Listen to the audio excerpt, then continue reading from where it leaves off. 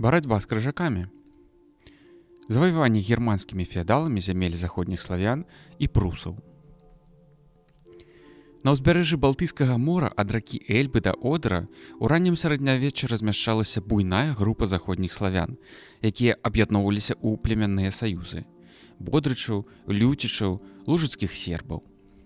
У X стагоддзі пачалося сістэматычнае заваяванне эльбскіх славян германскімі феадаламі. Эльбскія славяне мужна супраціўляліся, аднак германскія рыцары ў другой палове 12 стагоддзя захапілі іх землі. У 1170 годзе на гэтых землях узнікла Мекленбургскае княства ў складзе германскай імперыі, якое было непасрэдна падпарадкавана саксонскаму герцагу Генрыху Льву. На зямлі люцічаў амаль адначасова было зафіксавана маркграфства Бранденбургскае на чале з Альбрэхтам Мядзведзем. Цэнтрам маркграфства стаў у 13 стагоддзі Берлін. Гэты горад упершыню ўпамінаецца ў 1230 годзе. Нямецкая каланізацыя прывяла да знішчэння і асіміляцыі эльбскіх славян. Жорсткі ваяўнічы Генрых Леў праз 10 гадоў захапіў славянскае памор'е, гэта землі паміж Одэрам і Віслай, дзе жылі блізкія да эльбскіх славян памаране і існавалі паморскія гарады Волін і Шчэцін. Памор'е было ператворана ў імперскае княства, памаране цярпелі асіміляцыю, аднак не страцілі нацыянальнай самабытнасці. Яны ўдзельнічалі ў этнагенезе польскага народа. Патомкі памаран, кашубы, жывуць цяпер у Польшчы. Германскія феадалы ў пачатку 13 стагоддзя па ініцыятыве рымскага папы Інакенція III пачалі пранікаць у Прусію з прычыны крыжовага паходу супраць язычнікаў прусаў. Пад знакам крыжа хаваліся палітычныя і эканамічныя інтарэсы ўдзельнікаў паходаў.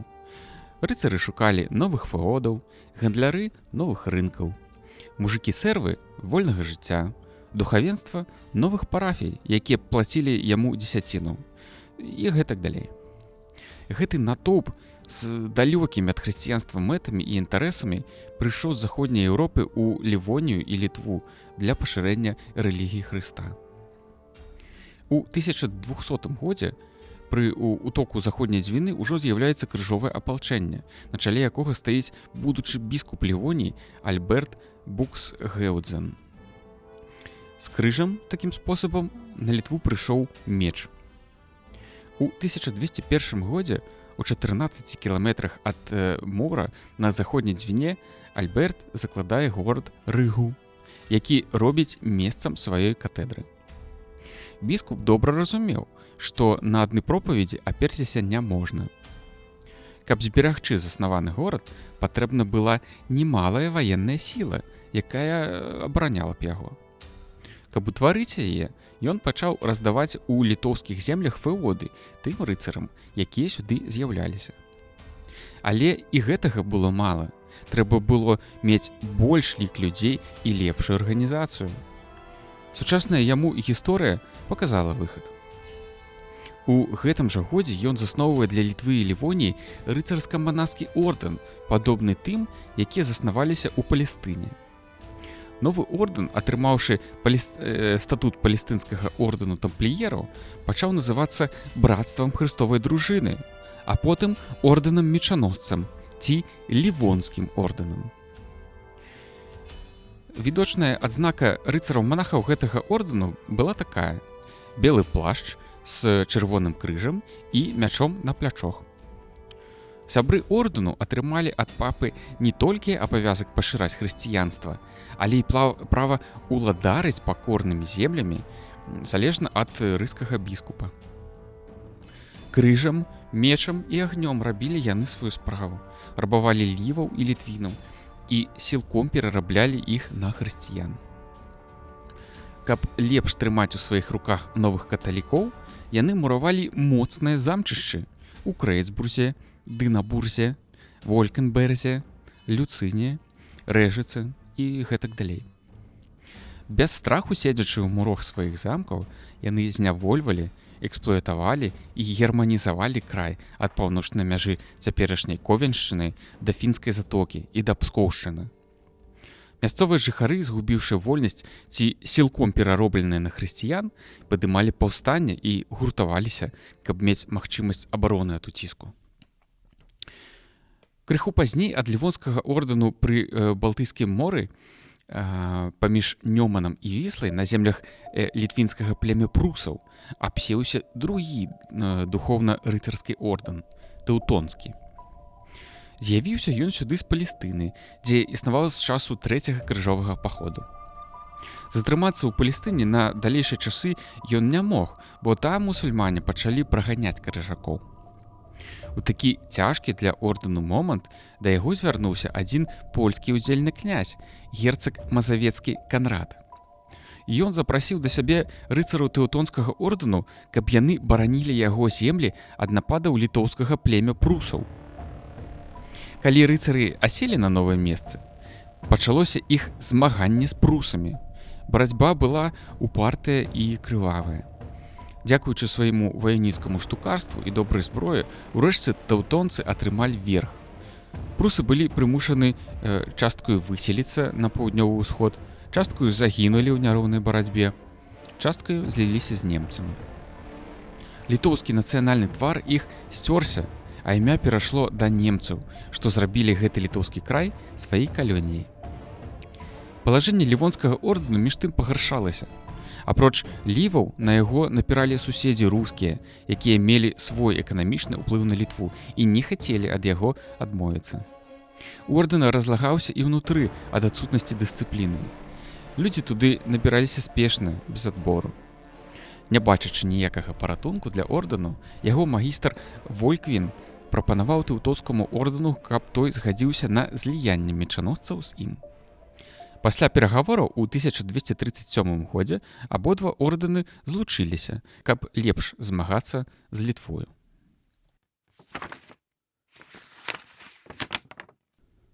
Апорныя пункты Полацка ў ніжнім падзвінні. З сярэдняга падзвіння, дзе размяшчаліся гарады Полацк і Віцебск, крывічы і палачане праніклі па заходняй дзвіне і яе прытоках у іншыя часткі Балцкага рэгіёна, дзе стваралі свае апорныя пункты. Прыкладам такога умацаванага паселішча можа служыць гарадзішча Гарадзец 8-11 стагоддзяў на рацэ Мнюта каля вёскі Дзіўныя Шаркаўшчынскага раёна Віцебскай вобласці. Археалагічныя раскопкі пацвердзілі знаходжанне тут умацаванага паселішча, росквіт якога прыпадае на 10-е, першую палову 11 стагоддзяў.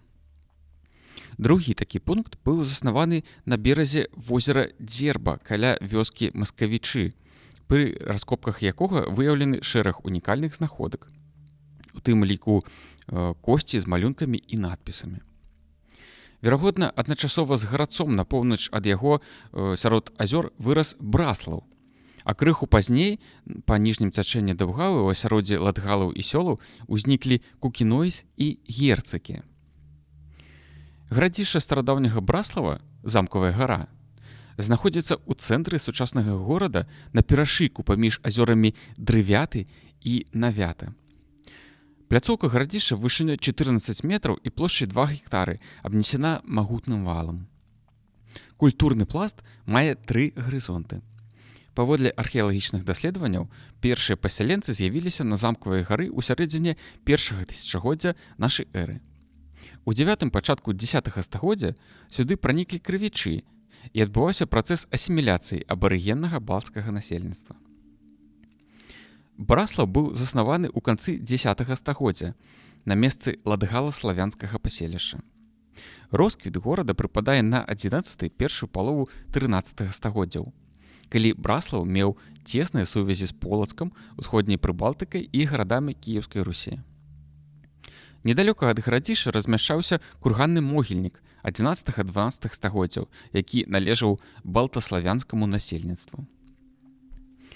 Браслаў упершыню упамінаецца ў хроніцы Быхаўца, дзе гаворыцца, што уладанні літоўскага князя, цытата, прасціраліся на мяжу латвійскую і па-за віленскі Браслаў і да самай ракі Дзвіны. Гэта хроніка пацвярджае, што Браслаў быў горадам Полацкага княства праз наступнае паведамленне. Князь Вялікі Кернус і Гімбут, жадаючы пашырыць сваю краіну, сабралі сілы літоўскія і жамойцкія і пайшлі на Русь к Браславу і Полацку. У гэтай крыніцы не ўказваецца дата падзей.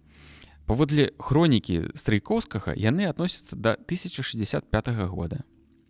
На думку многіх даследчыкаў, горад, магчыма, заснаваны полацкім князем Брачыславам Ізяславічам як памежная крэпасць полацкага княства і названы яго імем. Але па меркаванні Вадзіма Жучкевіча першапачатковая назва старажытнейшага паселішча магла быць утворана ад балцкага слова «браста» у перакладзе «брод», якое было ўспрынята славянамі, а затым пераасэнсавана. На ўсходнім узбярэжжы Балтыйскага мора пражывалі старажытна-латышскія плямёны – земгалы, куршы, ладгалы. Земгалы пражывалі на паўднёвым беразе Рыжскага заліва у басейне рацэ Ліелупе. Куршы – на захад ад іх у прыморскай паласе. Старажытна-латышскія племёны цесна сутыкаліся з крывічамі, з якімі існавалі сувязі са старажытных часоў. Крывічы-палачане пачалі пранікаць у ніжняе цячэнне Даўгавы ў другой палове першага тысячагоддзя нашай эры. Ва ўсходняй Латвіі вядомы могільнікі з доўгімі і падоўжанымі курганамі. На думку некаторых даследчыкаў, гэтыя помнікі звычайна этнічна змешаныя, таму што тут жылі ладгалы, фіна-угры, крывічы і нават наўгародскія славені. Кукінойс – адзін з фарпостаў полацкага княства ва ўсходняй Прыбалтыкі, размешчаны на правым беразе Даўгавы за 246 кіламетраў ад Полацка. Упершыню ўпамінаецца ў хроніцы Лівоніі Генрыха Латвійскага пад 1205 годам. А пад 1206 годам названы рускім горадам. Ён меў вельмі добрае ўмацаванне. Яны складаліся з замка ці дзядзянца плошчай 0,2 гектара, таксама вакольнага горада, так званага Форбурга, і ўмацаванага пасада.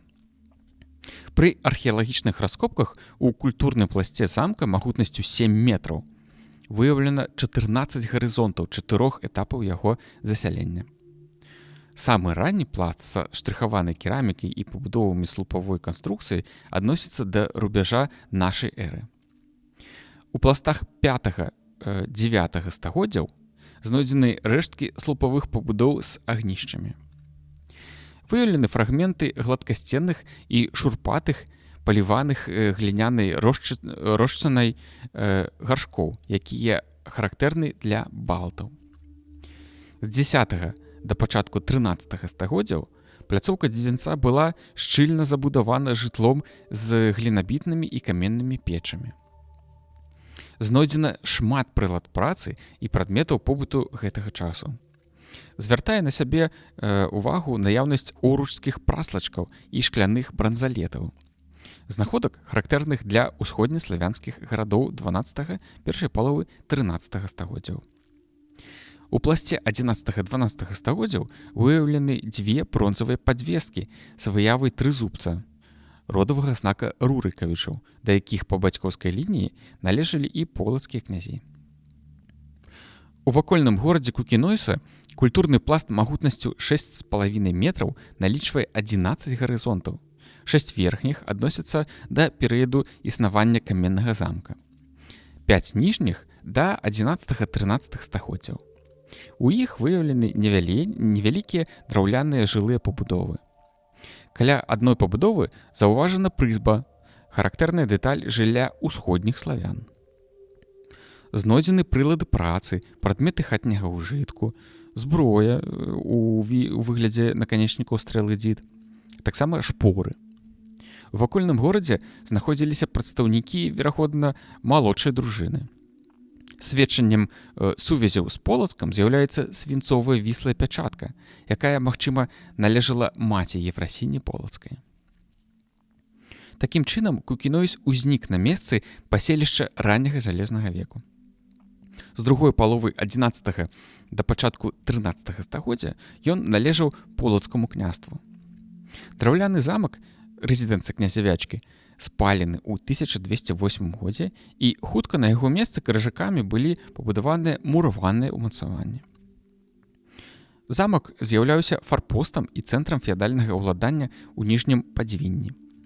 Насельніцтва Кукінойса этнічна змешанае і складалася з мясцовых балтаў, ладгалаў і селаў, і ўсходніх славян. Герцыкі — гэта старажытны горад, які размяшчаўся на правым беразе заходняй Двіны за 180 кіламетраў ад Полацка. Гарадзішча авальнай формы памерам 70 на 100 метраў, пасад памерам 750 на 200 метраў знаходзіўся на поўнач ад яго. На гарадзішчы пры раскопках зафіксавана 10 будаўнічых гарызонтаў. Найбольш ранні з іх адносяцца да 10 стагоддзя. У 11 стагоддзі былі пабудаваны земляныя ўмацаванні. Выяўлены рэшткі драўляных пабудоў з печамі, знойдзены рэчы тыповыя для прыбалтыйскіх і славянскіх народаў, характэрныя таксама для гарадоў полацкай зямлі. Пасад заселены ў 11-12 стагоддзях. Непадалёку знаходзіцца могільнік 10-12 стагоддзяў. Пахавальны абрад трупапалажэння. Жаночыя ўпрыгожанні ў большасці ладгальскія. Знойдзены крыжыкі і некаторыя ўпрыгожанні характэрныя і для славян. Такім чынам, паселішча герцыкі існавала з 10 стагоддзя. У другой палове 11-га, першай палове 13-га стагоддзяў горад належаў полацкаму княству як фарпост і цэнтр уладання ў ніжнім падзвінні. Насельніцтва складалася пераважна з ладгалаў і славян. І горад упершыню упамінаецца ў хроніцы Лівоній пад 1203 годам як багатая княжацкая рэзідэнцыя з праваслаўнымі цэрквамі і як цэнтр удзела на чале з князем Усеваладам, падпарадкаванага Полацку. На прыкладзе Кукінойса і герцыкі можна пабачыць спробу княжацкай усходнеславянскай каланізацыі зямель у ніжнім цячэнні заходняй Двіны. Тут узніклі гарады са змешаным насельніцтвам, якія знаходзіліся ў васальнай залежнасці ад Полацка. Вельмі магчыма, што ў Кукінойсе і герцыкі княжылі прадстаўнікі полацкай княжацкай дынастыі са сваімі дружынамі і знаходзіліся тут да з'яўлення нямецкіх рыцараў.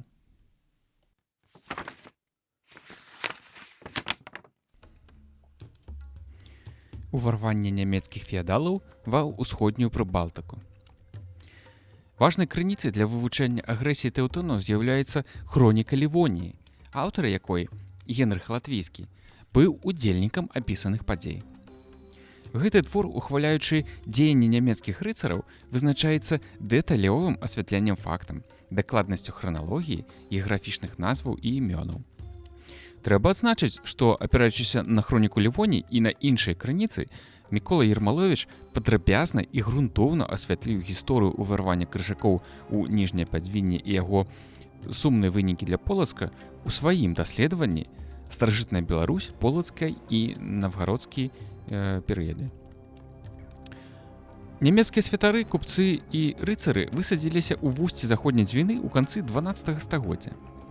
Захопніцкія намеры пілігрымаў так званых пад выглядам распаўсюджвання веры сярод мясцовага насельніцтва хутка сталі відавочнымі і выклікалі супраціўленне. Заваёўнікам дапамагала каталіцкая царква. Сумеснымі намаганнямі, як мы ўжо ведаем, быў створаны царкоўна-рыцарскі ордэн мечаносцаў. Тэўтонскія рыцары разбілі атрады ліваў, захапілі зручную земгальскую гавань.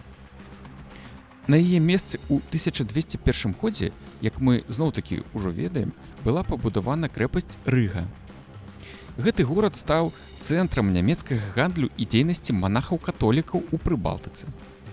Для далейшай экспансіі рыцары будавалі невялікія мураваныя крэпасці і такім чынам прасоўваліся ўверх па заходняй Двіне на тэрыторыю ладгалаў, пагражаючы Полацку.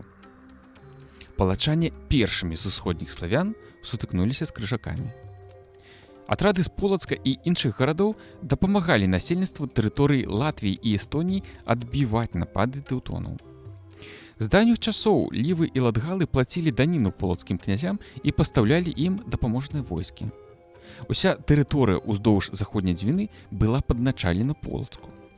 Таму дружыны полацкага князя Владзіміра летам 1203 года асадзілі дзве нямецкія крэпасці Гольм і Ікскуль. Але значнага поспеху, на жаль, не мелі. У гэтым жа годзе на Рыгу напаў князь герцагі Усевалад сумесна з атрадам літоўцаў. У 1205 годзе рыцары сабралі вялікія сілы і накіраваліся далей на ўсход. Пры гэтым яны разбуралі і знішчалі ў пажарах паселішчы фенамоўных плямён ліваў. Лівы жылі ў паўночнай і заходняй часткі сучаснай Латвіі. Яны звярнуліся за дапамогай да полацкага князя Владзіміра. У 1206 годзе ён са сваім войскам зноў з'явіўся ў ніжнім цячэнні Даўгавы і аблажыў адбудаваны немцамі замак Гольму. Полацкі князь разаслаў ганцоў у розныя месцы і заклікаў да барацьбы ліваў і латгалаў. Аднак на заклік і дапамогу палачанам прыйшла толькі частка ліваў. Аблога працягвалася 11 дзён. Вось як апісаў гэта Генрых Латвійскі, цытата. Русіны, так ён назваў палачан, русіны са свайго боку, не ведаючы прымянення балісты, але вопытныя ў стральбе з лука, біліся шмат дзён і паранілі многіх на валах. Яны сабралі вялікі касцёр з бярвенняў і намагаліся падпаліць умацаванне, але намаганні гэты былі безвыніковымі, а пры збіранні дроў многія з іх загінулі, параненыя балістарыямі. Зрабілі русіны і невялікую кідальную машыну па ўзору тэўтонскіх, але, не маючы вопыту кідаць камяні, паранілі многіх у сябе, трапляючы ў тыл. Канец цытаты. Узяць крэпасць полацкія дружыны не змаглі. Да захопнікаў ішло падмацаванне, і аблогу Гольма прыйшлося спыніць. У гэты час самому Полацку існавала пагроза з боку літоўцаў. Рыцары наблізіліся да горада Кукінойса. Тут княжыў Вячка, ці Вячаслаў, які, відаць, паходзіў з дынастыі полацкіх князёў і падпарадкоўваўся полацкаму князю Владзіміру. З невялікай дружынай ён мужна адбіваўся ад захопнікаў, але не атрымаў своечасовай дапамогі ад полацкага князя. У 1208 годзе Вячка вымушаны быў спаліць Кукінойскі замак і з дружынай у 200 чалавек пакінуць сваё княства. Пазней Вячка ўзначальваў ваенныя сілы на тэрыторыі эстаў у горадзе Юр'еве, гэта сучасны горад Тарту, і загінуў у жорсткі баі з крыжакамі ў 1224 годзе.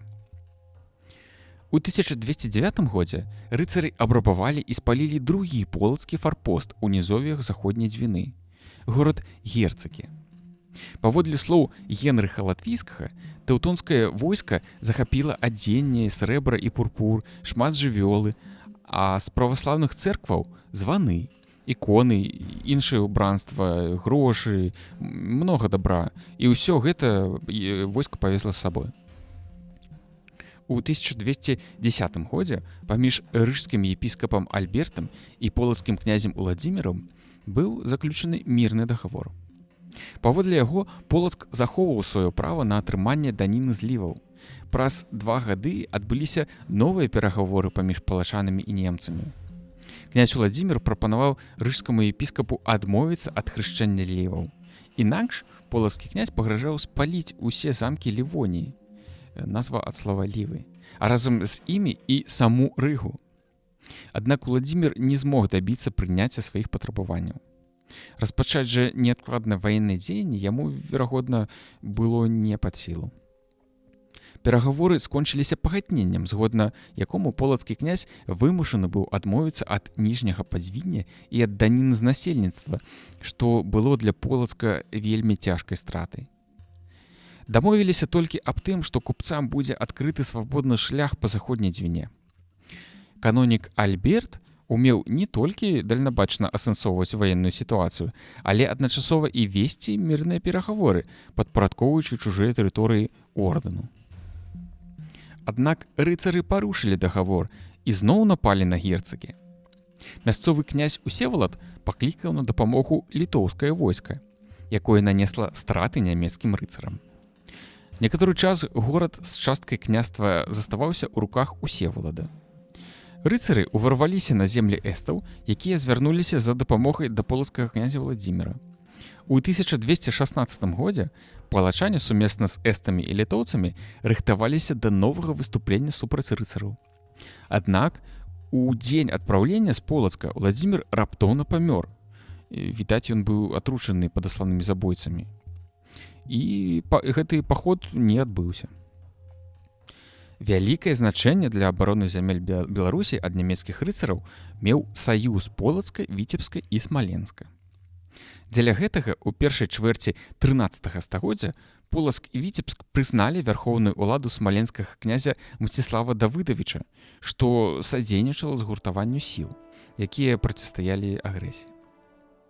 Полацк і Віцебск умацоўвалі палітычныя сувязі з наўгародскай зямлёй, аб чым сведчыць шлюб князя Александра Неўскага з дачкой полацкага князя Брачыслава. У бітве са шведскімі рыцарамі на рацэ Няве 1240 год вызначыўся адвагай палачанін Якаў, які быў на службе пры двары Александра. Аўтар жыцця Александра Неўскага, сучаснік падзей, апавядае пра гераічныя ўчынкі 6 найбольш адважных воінаў, удзельнікаў Вялікай Сечы. Сярод іх названы Якаў Палачанін. У жорсткай рукапашнай схватцы ён у засцерагальным баявым рыштунку, узброены толькі мячом, напаў на цэлы атрад захопнікаў. Якаў Палачанін праявіў выключную мужнасць. Другая перамога Александра Неўскага ў бітве на Чудскім возеры 5 красавіка 1242 года над нямецкімі рыцарамі прыпыніла рух захопнікаў у старажытна-рускія землі.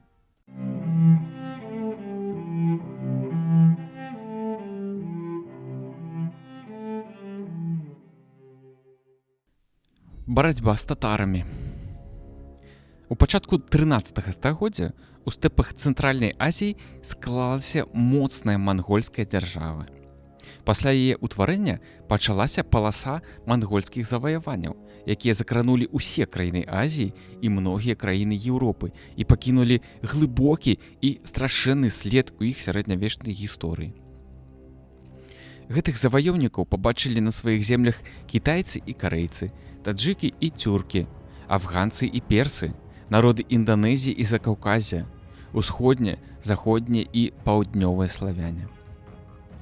Унук Чынгісхана Бату, па-славянску Батый, у 1236 годзе пачаў заваёўніцкі паход на захад. Зімой 1237-38 гадоў манголы-татары захапілі і разрабавалі гарады Разань, Каломну, Маскву і Уладзімір на Клязьме. У бітве на рацэ Сіці пацярпелі паражэнне галоўнай аб'яднанай сілы старажытна-рускіх князёў. У 1238 годзе манголы-татары аблажылі Таржок, дзе знаходзіўся наўгародскі гарнізон. Горад быў узяты і спалены. Захопнікі накіраваліся далей на поўнач у напрамку да Новгарада Вялікага. Аднак манголы-татары не дайшлі да Новгарада 100 вёрст, павярнулі назад і пайшлі ў стэпы. Наўгародцы, верагодна, выслалі атрады воінаў насустрач врагу. Вялікія лясы і непралазныя балоты, незвычайныя для стэпавікоў, засады і вясеннія павадкі, разлівы рэк, відаць, прымусілі Батыя адмовіцца ад паходу на Новгарад. У летапісе паведамляецца, што войска Батыя, вяртаючыся ад Новгарада, напала на невялікі горад Казельск, які не магло захапіць на працягу 7 тыдняў. Манголы-татары спачатку накіраваліся да Смаленска, але потым абышлі яго. Наступнай зімой, у 1239 годзе, вайна ўзнавілася з новай сілай. Захопнікі ўварваліся ў паўднёва-рускія землі. Пераправіўшыся праз Днепр, пасля аблогі і кровапралітнай бітвы, яны ўзялі ў снежні 1240 года Кіеў і разрабавалі яго. Затым мангола-татарскае войска накіравалася ў галіцка-валынскую зямлю, дзе былі ўзяты гарады Уладзімір-Валынскі і Галіч. Насельніцтва Беларусі аказалася пад вялікай пагрозай мангола-татарскага заняволення. Жудасны смерч мог пракаціцца па беларускіх землях у 1239-40 годах, але заваёўнікі павярнулі на поўдзень. Яны прайшлі па тэрыторыі Чарнігаўскай зямлі, у склад якой уваходзілі паўднёва-рускія раёны, паўднёва-ўсходнія раёны сучаснай Беларусі. Напэўна, тады жорсткімі заваёўнікамі быў разбураны і спалены Гомель. Пры археалагічных раскопках установлена, што ўсе драўляныя пабудовы ў вакольным горадзе і на дзядзінцы загінулі ў вялікім пажару. У тым ліку майстэрня па вырабе зброі. У памяшканнях знойдзены схаваныя каштоўныя рэчы, за якімі іх уласнікі ўжо ніколі не вярнуліся. Наяўнасць у слаях разбурэння абарончага вала крэпасці тыповых мангола-татарскіх стрэл з рэзняў пераконвае, што горад быў узяты мангола-татарскім штурмам пасля адчайнага супраціўлення яго абаронцаў і зруйнаваны дашчэнту. У іпаціўскім летапісе пад 1240 годам пра галіцка-валынскіх князёў Данілу і Васільку паведамляецца. Цытата. Даніла тым часам прыбыў з братам да Берасця, і не змаглі яны выйсці на поле, бо быў смурод ад вельмі вялікай колькасці забітых. Канец цытаты. Выказваюцца меркаванні, што каля Берасця адбыўся бой з мангола-татарамі, у ходзе якога загінула шмат воінаў. Але цяжка дапусціць, каб берасцейцы замацаванага горада выйшлі ў адкрытае поле для бітвы з варожымі полчышчамі. Напэўна, справа выглядала інакш. Вядома, што мангольскія вайначальнікі практыкаваліся ў масавым знішчэнні здольных да супраціўлення груп насельніцтва. Пры аблозе горада літасць праяўлялася толькі ў выпадках безумоўнай здачы заваёўнікам. Калі ж горад пасмеў абараняцца, то пасля яго захопу жыхароў выганялі ў поле, каб зручна было рабаваць дамы і вывезці каштоўнасці. Затым усіх воінаў манголы забівалі, а рамеснікаў з сем'ямі, таксама як маладых жанчын і дзяўчат, забіралі ў рабства. Нешта падобнае, відаць, адбылося і ў Берасці. Пра татараў захавалася шмат народных паданняў.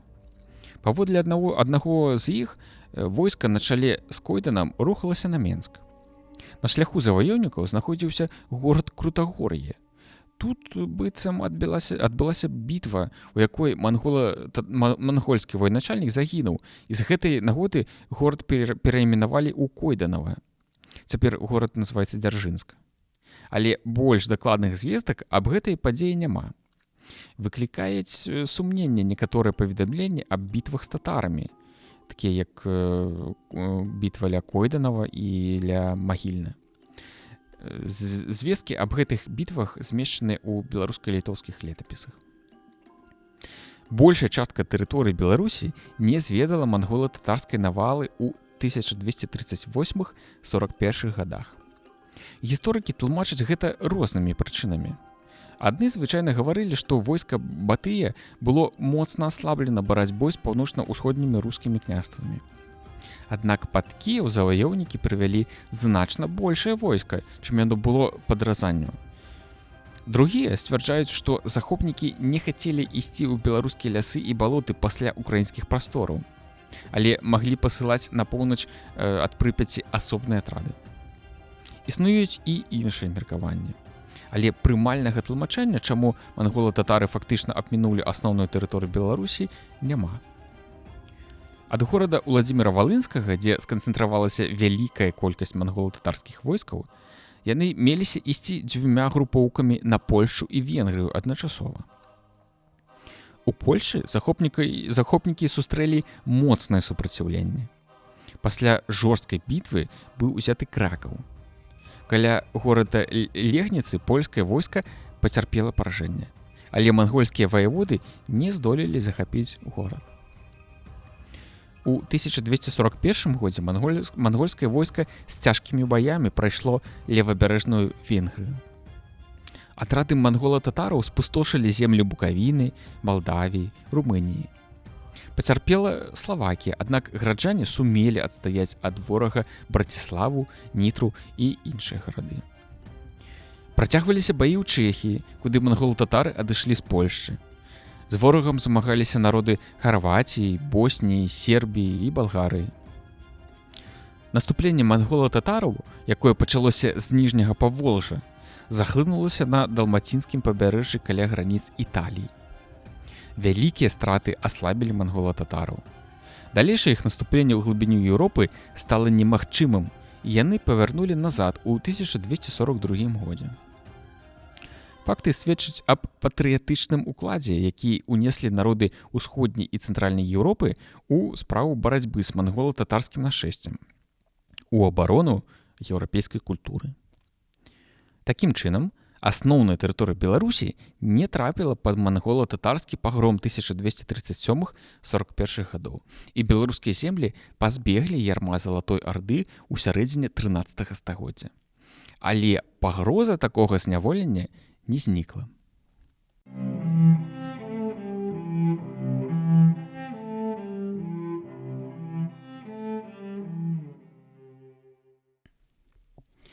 Умовы ўтварэння ВКЛ. Унутраныя і знешнія фактары. Утварэнне Вялікага княства літоўскага і рускага, як афіцыйна называлася дзяржава ў 14 стагоддзі, было абумоўлена рэзкім змяненнем ваенна-палітычных абставін ва ўсходняй Еўропе ў сувязі з татарскім нашэсцем на Русь. Аднак з'яўленне новай двухэтнічнай дзяржавы стала магчымым толькі таму, што для гэтага склаліся неабходныя ўнутраныя перадумовы, сярод якіх можна вызначыць тры асноўныя. Першае – асаблівасці палітычнай сістэмы Русі. Другая – пачатак цэнтралізацыі і выкліканае гэтым з'яўленне моцных уладароў у суседняй Літве. Трэцяе – працяглы вопыт міжэтнічных кантактаў у верхнім Панямонні, якое стала цэнтрам дзяржаваўтваральнага працэсу.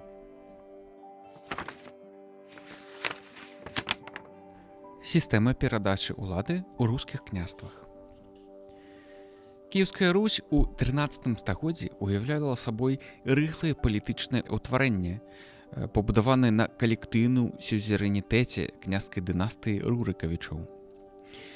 Пры адсутнасці палітычнай цэнтралізацыі землі княства Русі, у тым ліку і тыя, што знаходзіліся на тэрыторыі сучаснай Беларусі, а гэта Полацкая, Турава-Пінская і Наваградская землі, вось гэтыя землі мелі трывалыя гандлёвыя эканамічныя і культурныя сувязі, адзіную царкоўную арганізацыю, праваслаўную мітраполію з цэнтрам у Кіеве, агульную літаратурную мову і традыцыю летапісання.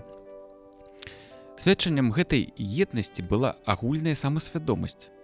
І ў замежных, і ў мясцовых крыніцах палітычна незалежныя адзін ад аднаго ўладары трывала называюцца рускімі князямі. Іх уладанні захоўваюць агульную назву Русь. Праваслаўная вера вызначаецца як руская вера, а літаратурная мова як рускі язык. У крыніцах няма доказаў таго, што мясцовая самасвядомасць і патрыятызм зямель княстваў пераважалі гэтую агульную самасвядомасць. Хоць лакальныя адрозненні і асаблівасці, безумоўна, мелі месца. Неаспрэчнае права дынастыі Рурыкавічоў на ўладу ва ўсіх без выключэння княстваў было адной з прыкметных рыс палітычнай сістэмы Русі. У масавай свядомасці трывала замацавалася ўяўленне аб тым, што кожны прадстаўнік гэтага роду мае спадчыннае права на частку тэрыторыі, якою валодаў яго бацька. Адсюль і тэрмін вотчына, бацькоўская спадчына. Як трапна адзначыў адзін з унукаў кіеўскага князя Владзіміра Манамаха Ізяслаў Мсціславіч, цытата: «Мне отчины в угрях нетуть, ни в ляхах, токма в русской землі». Рысы удзельна-вотчыннай сістэмы прасочваюцца ўжо са смерці Владзіміра Святаславіча ў 1015 годзе і былі афіцыйна замацаваны на Любецкім з'ездзе князёў у 1097 годзе. Да сярэдзіны 13 стагоддзя не было ніводнага выпадку парушэння манаполіі нашчадка Владзіміра на ўладу, калі не лічыць часовы захоп улады ў Галічы мясцовым баярынам Уладзіславам падчас княжацкай усобіцы ў 1209 годзе.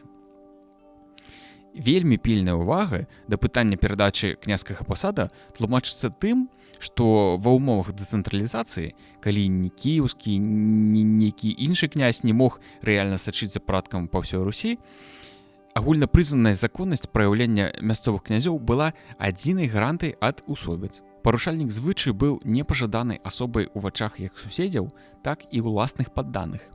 Бо калі правы нехта мог аспрэчыць, то насельніцтва рызыкавала зведаць усе разбуральныя наступствы барацьбы за ўладу, ад якой так пакутавала Русь у тыя часы. Толькі ў выключных выпадках узурпатар мог разлічваць на падтрымку.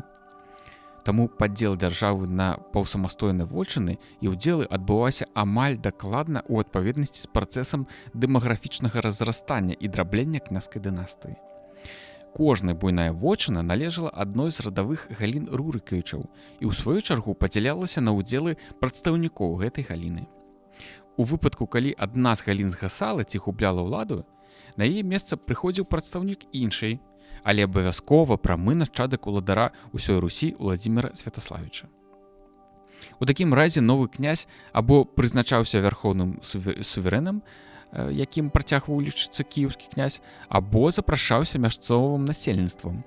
Але і ў гэтым выпадку вельмі пажаданай была хаця б фармальная згода з Кіева. Фактычна, яго вяршэнства і зводзілася толькі да гэтага права распараджацца вымарачнымі вотчынамі.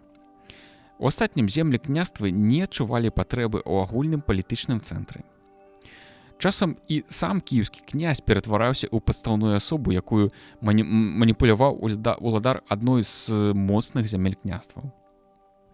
Такія ўмовы ў прынцыпе рабілі немагчымым у княжанні іншаземца да той пары, пакуль традыцыйная палітычная сістэма захоўвала раўнавагу.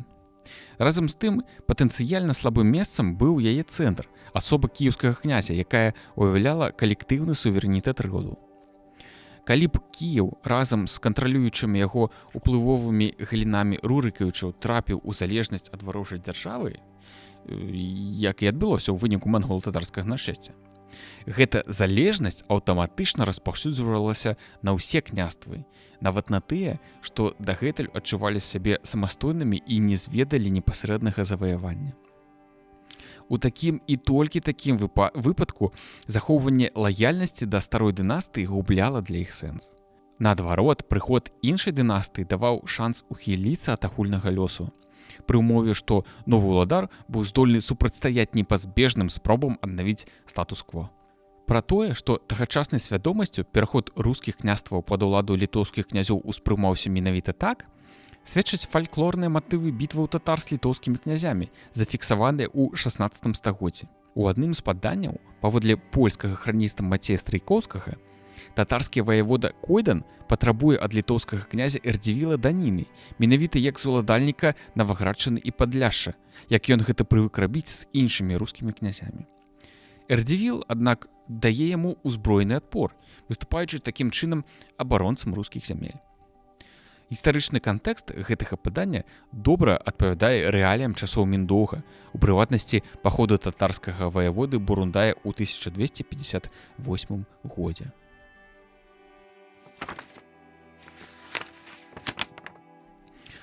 Балта-славянскія кантакты. Па пісьмовых крыніцах Літва вядомая з 11 стагоддзя. Упершыню яна згадана пад 1009 годам у аналах нямецкага гарадка Кведленбурга ў запісе пра місіянера Брунона, забітага на памежжы Літвы і Русі. З 1040 года пра Літву сталі паведамляць і ўсходнеславянскія летапісы. Этымалогія гэтай назвы дакладна не вызначана, аднак большасць літоўскіх гісторыкаў лічаць, што яна паходзіць ад невялічкай рачулкі Летаўкі, што ўпадае ў Вяллю. Верагодна, спачатку Літвой называлася зямля тэрыторыя племянной групоўкі ўсходніх балтаў, якая знаходзілася на паўднёвым усходзе сучаснай рэспублікі Літва і ў прылеглых раёнах Беларусі паміж рэкамі Нёманам і Вяллёй, а потым назва перайшла і на народ. Верхняе Панямонне было трывала каланізавана ўсходнеславянскімі плямёнамі крывічоў і дрыгавічоў прыкладна на мяжы 10-11 стагоддзяў. У працэсе свайго рассялення яны асімілявалі рэдкае мясцовае насельніцтва, нашчадкаў культуры штрыхаванай керамікі. На правабярэжжы Нёмана і яго прытока Бярэзіны славяне сутыкнуліся з продкамі сучасных літоўцаў, носьбітамі культуры ўсходне-літоўскіх курганоў, якая, паводле сучасных уяўленняў, утварылася ў 4-5 стагоддзях шляхам асіміляцыі той жа культуры штрыхаванай керамікі прышельцамі з захаду, носьбітамі культуры шурпатай керамікі. Такім чынам, і славяне, і літвіны наслаіліся на адзін і той жа субстрат, ад якога мусілі запазычыць шмат агульных звычаяў, міфалагічных і фальклорных сюжэтаў і моўных рыс. Гэта не магло не спрыяць добраму паразуменню паміж імі. Археалагічныя даныя сведчаць, што ў кантактнай зоне адсутнічала выразная этнічная мяжа. Рысы пахавальнага звычаю, характэрнага для ўсходнелітоўскіх курганоў, прасочваюцца ў перамешку з чыста славянскімі рысамі ў могільніках каля Наваградка, Слоніма, Ваўкавыска і ў іншых месцах на левабярэжжы Нёмана. Славянскія помнікі былі пашыраны за Нёманам у Шчучынскім раёне, а таксама ля Крэва і Ашмян, на пераважна баалскай у той час тэрыторыі. Такое змяшэнне магло адбывацца толькі пры параўнальна мірным характары адносін. Разам з тым, пэўны час Літва знаходзілася ў данніцкай залежнасці ад Русі. Польскі храніст 15 стагоддзя Ян Длугаш прыводзіць паданне аб тым, што даніна літвінаў Русі была чыста сімвалічнай, у выглядзе дубовай кары, бо больш з іх не было чаго ўзяць. Магчыма, і сапраўды яна была не вельмі цяжкай. Кантроль над Літвой павінны былі ажыццяўляць гарады Браслаў, Ізяслаўль і Наваградак. Апошні быў заснаваны ў 11 стагоддзі. Магчыма, пасля паходу Яраслава Мудрага ў Літву у 1040 ці 1044 годзе, які, паводле Васіля Тацішева, і прывёў да яе даніцкай залежнасці. Функцыі непасрэднага збору даніны выконвала таксама ўмацаванае славянскае паселішча ў самым сэрцы арэала ўсходнелітоўскіх курганоў, у Вільні. Яно, паводле археалагічных даных, узнікла ў 11 стагоддзі і, напэўна, было такім жа прасунутым фарпостам крывічоў на землях Літвы, як Герцкі і Кукінойс у Латыголі. Не выключна, што нейкі час там княжыў хтосьці з полоцкіх Усяславічаў. Каб забяспечыць рэгулярнае паступленне даніны, баярства адзначаных гарадоў мусіла мець даволі цесныя сувязі з літвінамі, ведаць іх мову і звычаі. Можна меркаваць, што многія маладыя літоўскія арыстакраты пабывалі ў рускіх гарадах у якасці заложнікаў. Напэўна, былі неаднаразовыя выпадкі змешаных шлюбаў і пабрацімства. У другой палове 12 стагоддзя князі полацкай дынастыі не раз выкарыстоўвалі запрошаныя ці нанятыя літоўскія дружыны ў сваіх міжусобіцах. Напрыклад, у 1162 годзе Літву выкарыстоўвае супраць палачан менскі князь Валадар Глебавіч. У 1180 годзе палачане супраць Друцка. У 1198 годзе зноў жа палачане супраць Наўгародскай воласці Вялікія Лукі. У канцы 12-го, пачатку 13 стагоддзя літвіны не толькі цалкам вызваліліся ад данніцкай залежнасці, але і распачалі рабаўніцкія набегі на Русь. Гэтыя набегі закраналі пераважна больш аддаленыя ад Літвы княствы, што непасрэдна з ёю не межавалі, такія як Наўгародская, Смаленская і Владзіміра Суздальская. Як падкрэслівае гісторык Александр Краўцевіч, у летапісах няма ніводнага паведамлення пра разбурэнне літвінамі полацкага, менскага альбо наваградскага княстваў. Праўда, адзначаныя княствы ўвогуле практычна знікаюць у гэты час са старонак летапісаў, так што адсутнасць звестак пра набегі нельга лічыць за доказ адсутнасці саміх набегаў. Да таго ж храніст рыжскага архібіскупства Генрых Латвійскі паведаміў пра спробы полацкага князя Уладзіміра і князя Кукінойса Вячкі заключыць мір з крыжакамі, каб, цытата, тым лягчэй супрацьстаяць літвінам. Але ў цэлым спецыфічны характар стасункаў Літвы, прынамсі з некаторымі яе бліжэйшымі суседзямі, выглядае цалкам верагодным. Прыкладам можа служыць характарыстыка князя Герцагі Усевалада, дадзеная тым жа Генрыхам Латвійскім пад 1209 годам. Цытата. Кароль Усевалад быў жанаты з дачкой аднаго з найбольш магутных літвінаў і, будучы, як зяць яго, для іх амаль сваім, звязаны з імі звыш таго і сяброўствам, часта кіраваў іх войскам, аблягчаў ім пераправу праз Двіну і забяспечваў харшам, калі яны ішлі на Русь, Лівонію ці Эстонію. Канец цытаты. Такім чынам, княствы на тэрыторыі Беларусі да сярэдзіны 13 стагоддзя мелі больш чым 200-гадовы вопыт цесных сувязей з Літвой, у працэсе якіх абодва бакі добра вывучылі адзін аднаго. У далейшым гэты вопыт суіснавання паслужыў падмуркам для ўтварэння двухэтнічнай дзяржавы. Аднак сам па сабе ён не мог быць дастатковай падставай для палітычнага аб'яднання беларускіх і літоўскіх княстваў пад уладай літоўскага князя. Патрэбны былі яшчэ дадатковыя умовы.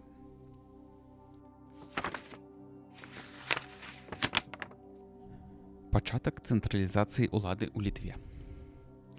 Балцкія племёны ў 11-12 стагоддзях знаходзіліся на пераддзяржаўнай стадыі эвалюцыі, для якой характэрна спадчынная ўлада племянных князёў.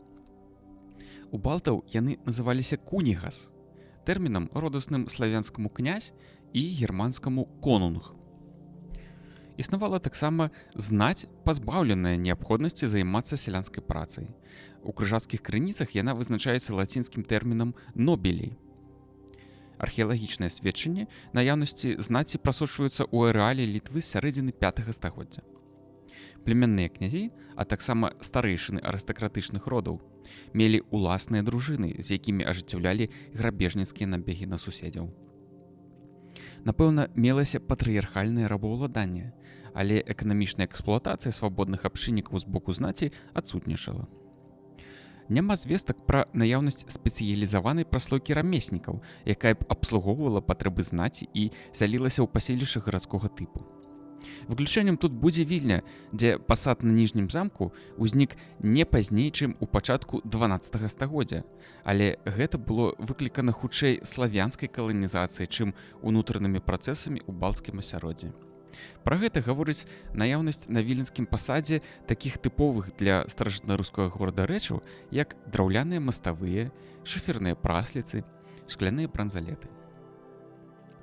Параўнальна-гістарычныя матэрыялы сведчаць, што пераддзяржаўны сацыяльны лад быў даволі устойлівым і мог захоўвацца на працягу стагоддзяў. Аднак у ім ужо меліся неабходныя прадумовы для эвалюцыйнага скачка на ўзровень раннефеадальнай дзяржавы. Як правіла, такі скачок адбываўся пад моцным уздзеяннем знешніх стымулаў. У асяроддзі балцкіх племён да пачатку 13 стагоддзя не прасочваюцца фактары, якія б спрыялі іх эвалюцыі да дзяржавы. Хоць яны знаходзіліся побач з больш цывілізаванымі суседзямі, такімі як Польшча і Русь, кантакты з імі не мелі жыццёвага значэння, а рабаўніцкія набегі на гэтыя краіны не прыводзілі і не маглі ў такіх умовах прывесці да тэрытарыяльных захопаў. Прыкладна ў 11 стагоддзі два памежныя з Руссю балцкія этнасы, Латыголь і Літва, трапілі ў данніцкую залежнасць ад яе, аднак і гэта не выклікала кардынальных зрухаў у іх сацыяльным ладзе. Знешняя пагроза для балтаў узмацнілася з пачаткам крыжацкай экспансіі, якую ажыццяўляў з 1202 года ў ніжнім падзвінні ордэн мечаносцаў. З 1237 года ён называўся Лівонскім або Ліфлянскім ордэнам, а з 1230 года з нізоўяў Віслы і Тэўтонскім ордэнам.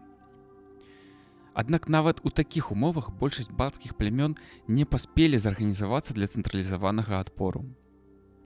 Да сярэдзіны 1230-х гадоў землі куршаў і латгалаў трапілі пад уладу ордэна мечаносцаў, а значная частка дробных княжацкіх прусаў пад уладу Тэўтонскага ордэна. У княствах родасных прусам ятвягаў і сумежных з Латыголю зімгалаў і селаў, нягледзячы на відавочную пагрозу, не назіраюцца выразныя зрухі да цэнтралізацыі. У далейшым там працягваюць дзейнічаць шматлікія самастойныя князькі, землі якіх адна з адной губляюць незалежнасць, гэтаксама як раней землі прусаў. Адзіным выключэннем была Літва. Паводле сведчанняў Генрыха Латвійскага, там ужо каля 1209 года на фоне іншых правадыроў вызначаецца постаць князя Даўгіруте, названага адным з найбольш магутных літвінаў.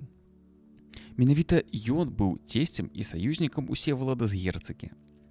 У 1213 годзе Даўгерд ездзіў у Вялікі Новгарад, верагодна з мэтай стварыць моцную кааліцыю супраць крыжакоў, але быў схоплены імі па дарозе назад і загінуў у няволі. У тым жа годзе ў набегу на Лівонію загінуў неназваны па імені князь і старэйшына літвінаў, а неўзабаве яго пераемнік, правадыр і князь Стэкся. Палітычнае дамінаванне ў Літве, верагодна, перайшло ў спадчыну бліжэйшым родзічам аднаго з гэтых князёў. У 1219 годзе шматлікая кааліцыя літоўскіх князёў падпісала пагадненне з Уладзіміра-Валынскім княствам. Прычым у складзе гэтай кааліцыі згадваецца група старэйшых князёў у складзе Жывінбуда і яго верагодных родзічаў. Даўспрунка з братам Міндогам і Даўята з братам Велікайлам. Такім чынам, кааліцыя не была саюзам роўных. Аднак княжацкая дынастыя дамінавала над астатнімі, прычым гэтае дамінаванне захоўвалася на працягу не менш чым 2 пакаленняў.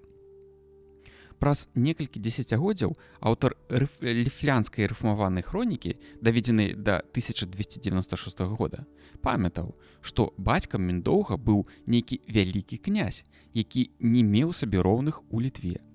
Прыкладна ў тыя гады, пра якія пісаў Генрых Латвійскі. Магчымым кандыдатам на гэтую ролю выглядае або Даўгерд, або невядомы князь і старэйшына літвінаў. Яны абодва загінулі за 6 гадоў да першага ўпамінання Міндоўга. Пасля іх першынство відавочна належала Жывінбуду, названаму першым у спісе князёў 1219 года. Магчыма, ён быў дзядзькам Міндоўга. А маладыя Даўспрунг і Міндоўгу на той момант было каля 20 гадоў, яны ўнаследавалі дасягнуты іх бацькам статус старэйшых князёў, уладзе якіх у той ці іншай ступені падпарадкоўваліся прадстаўнікі іншых княжацкіх дынастый. Праз некалькі дзесяцігоддзяў Міндоўг дасягнуў аднаасобнай улады. Верагодна, тут дзейнічаў суб'ектыўны фактар, якога не хапіла іншым балцкім плямёнам. Асабістыя здольнасці спачатку бацькі Міндоўга, а потым яго самога. Наяўнасць таленавітых правадыроў дазволіла ва ўмовах знешняй небяспекі ператварыць гістарычную магчымасць у рэчаіснасць. Можна прыблізна акрэсліць тэрыторыю, якую ахапіў дзяржаваўтваральны працэс. У дагаворы 1219 года непасрэдна названы 2 племянныя княствы, уладары якіх дзейнічалі сумесна са старэйшымі – Жамойць і Дзевалтва. Апрача таго, 2 княжацкія дынастыі, Рушкавічы і Булевічы, прыгаданы без пазначэння іх уладанняў. У іншых крыніцах 13 стагоддзя неаднаразова ўпамінаецца геаграфічная вобласць Нальшчаны, а паразу Упіта і Нера. Назва апошняя, магчыма, была іншым варыянтам назвы Дзевалтвы і паходзіла ад літоўскай назвы ракі Віліі – Нярыс. Пра трывалае ўключэнне гэтых зямель у працэс кансалідацыі сведчыць тое, што яны называюцца ў крыніцах, пачынаючы ўжо з вышэй згаданай дамовы 1219 года, літоўскімі, у шырокім сэнсе, а іх уладары літоўскімі князямі. У хроніцы Генрыха Латвійскага пры апісанні падзей 1210-х гадоў не згадваюцца ні Жамойць, ні Нальшчаны і ні Дзевалтва, якія павінны былі непасрэдна межаваць з уладаннямі крыжакоў, а толькі Літва. Гэтак жа ліфлянская рэфармаваная хроніка, пералічваючы асноўныя балцкія народы і землі, побач з куршамі, селамі, зімгаламі і іншымі, называе адну Літву. На карысць таго, што палітычнае аб'яднанне зямель у 1210-е гады не было эпізадычным і захоўвалася пазней, сведчыць рэзкае ўзмацненне з пачатку 13 стагоддзя ваеннай актыўнасці Літвы. Яе набегі пачынаюць дасягаць аддаленых на сотні кіламетраў мясцін, дзе раней пра іх не было чуваць.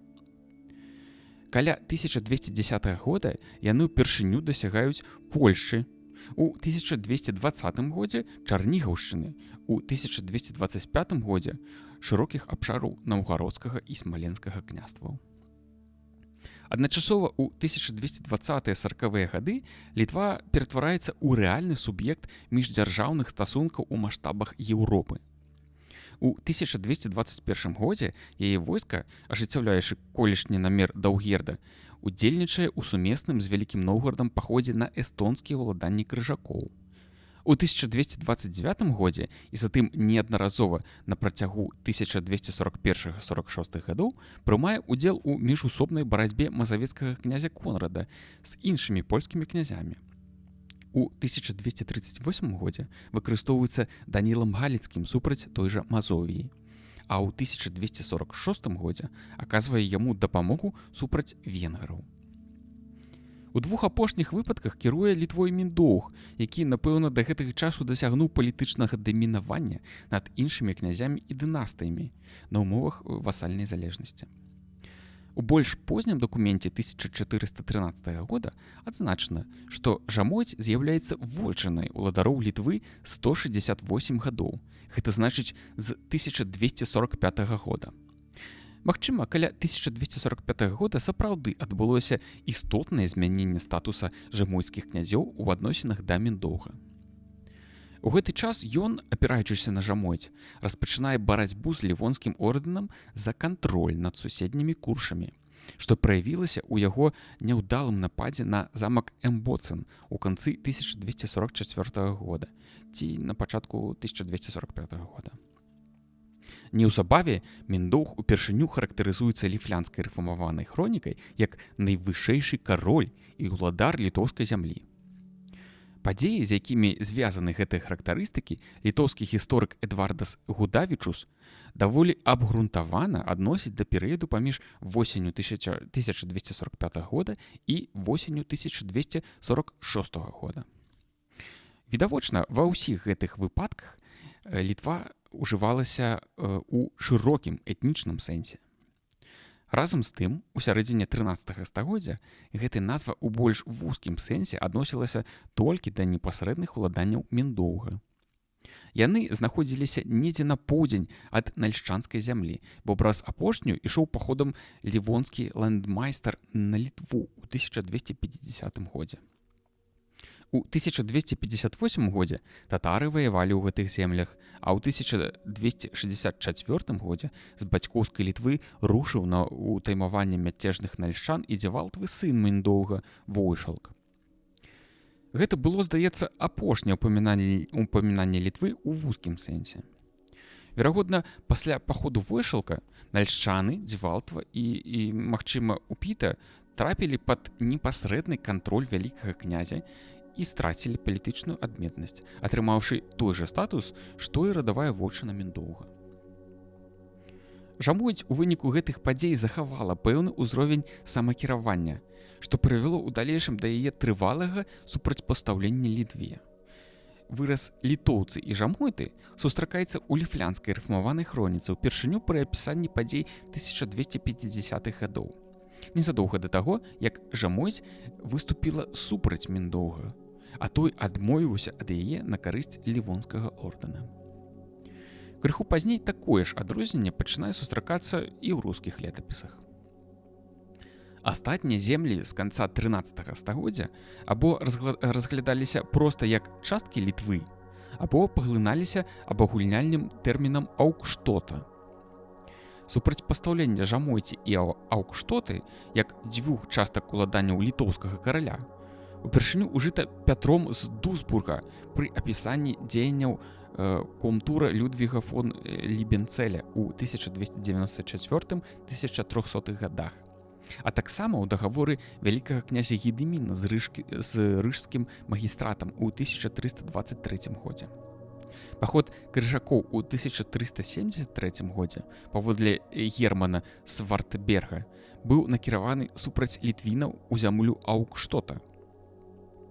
Часам гэта інтэрпрэтуюць у тым сэнсе, што Жамойць і аўкштота ўтваралі асобныя землі побач з уласна Літвой. Больш верагодна, аднак, што ў тагачасных уяўленнях этнічная Літва складалася з дзвюх частак – Жамойці і аўкштоты, з якіх апошняя магла называцца Літвой у больш вузкім сэнсе. Гэта відавочна меў на ўвазе вялікі князь Вітаўт, калі ў 1420 годзе ў лісце да імператара Сігізмунда прывёў даволі пашыраную ў далейшым інтэрпрэтацыю абедзвюх геаграфічных назваў.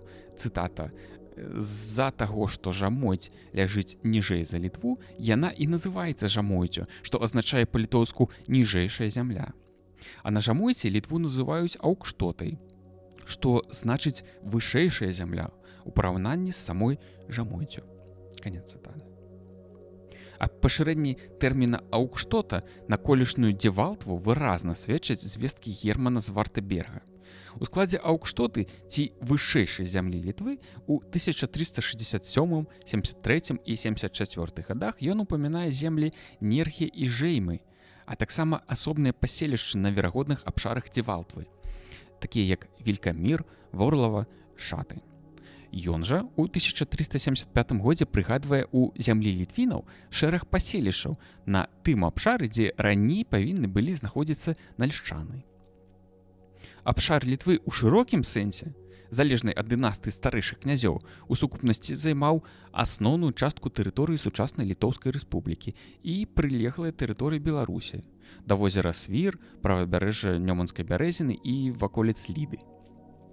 Ён добра акрэсліваецца археалагічна. Тэрыторыі Нальшан і Дзівалтвы ў цэлым супадаюць з паўночнай часткай арэала курганоў усходнелітоўскага тыпу на аўкштайцкім і свінцянскім узвышшах. Літоўская зямля ў вузкім сэнсе, напэўна, ахоплівала паўднёвую частку таго ж арэала, то бок Дзукскае узвышша і большасць Ашмянскай грады.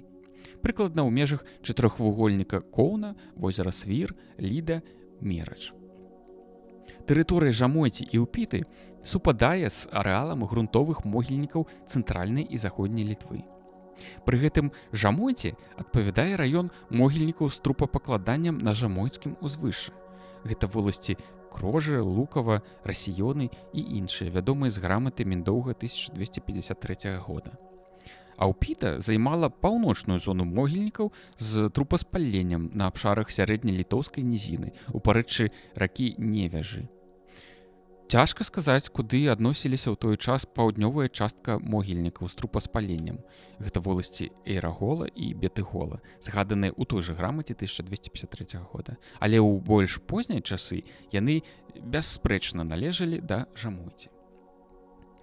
Як грунтовых, так і для курганных пахаванняў у канцы 12-13 стагоддзяў прасочваецца шэраг агульных рыс, у тым ліку рытуальнае пахаванне коней разам з нябожчыкам ці яго попелам. Абрад гэты быў тыповым для літоўцаў ажно да часу іх хрышчэння. Паводле гэтага абраду быў пахаваны вялікі князь Альгерд у 1377 годзе. Разам з тым, даныя археалогіі сведчаць, што дзве часткі арэала Літвы мелі істотна розныя пахавальныя звычаі і іншыя адметнасці, якія тлумачацца розніцай у этнічных працэсах папярэдніх часоў.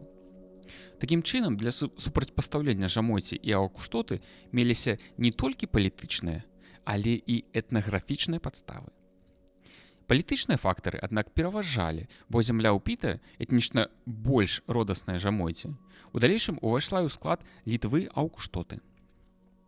Менавіта палітычным аб'яднаннем арэалаў з курганным і грунтовым пахаваннем трэба тлумачыць іх даўняе аб'яднанне пад агульнай назвай Літва. Яно захавалася і пазней. У хроніцы Пятра з Дусбурга, напрыклад, сустракаюцца выразы «літвін з Эйраголы» або «літвіны з Жамойці». Хоць ён і адзначыў моцны сепаратызм Жамойта ў адносінах да караля Літвы на мяжы 13-14 стагоддзяў. Даўнюю сувязь Жамойці з Літвой прыгадваў Вітаўт, калі ў 1420 годзе сцвярджаў, што зямля Жамойтаў, цытата, «ёсць наша спадчына і ўласнасць як законная спадчына ад прадзедаў і дзядоў нашых, якую валодаем і цяпер, да якая таксама заўсёды ёсць і заўсёды была адзінай з Літвой, бо адна і тая ж мова і адны і тыя ж людзі». Дзеля палітычнай кан'юнктуры Вітаўт, безумоўна, перабольшваў трываласць палітычнай інтэграцыі Літвы і Жамойці, аднак ад якой сам жа двойчы адракаўся на карысць Тэўтонскага ордэна, але няма важкіх падстаў адхіляць яго сцверджанне пра этнічную і гістарычную блізкасць абодвух рэгіёнаў, якое цалкам стасуецца з больш раннімі звесткамі.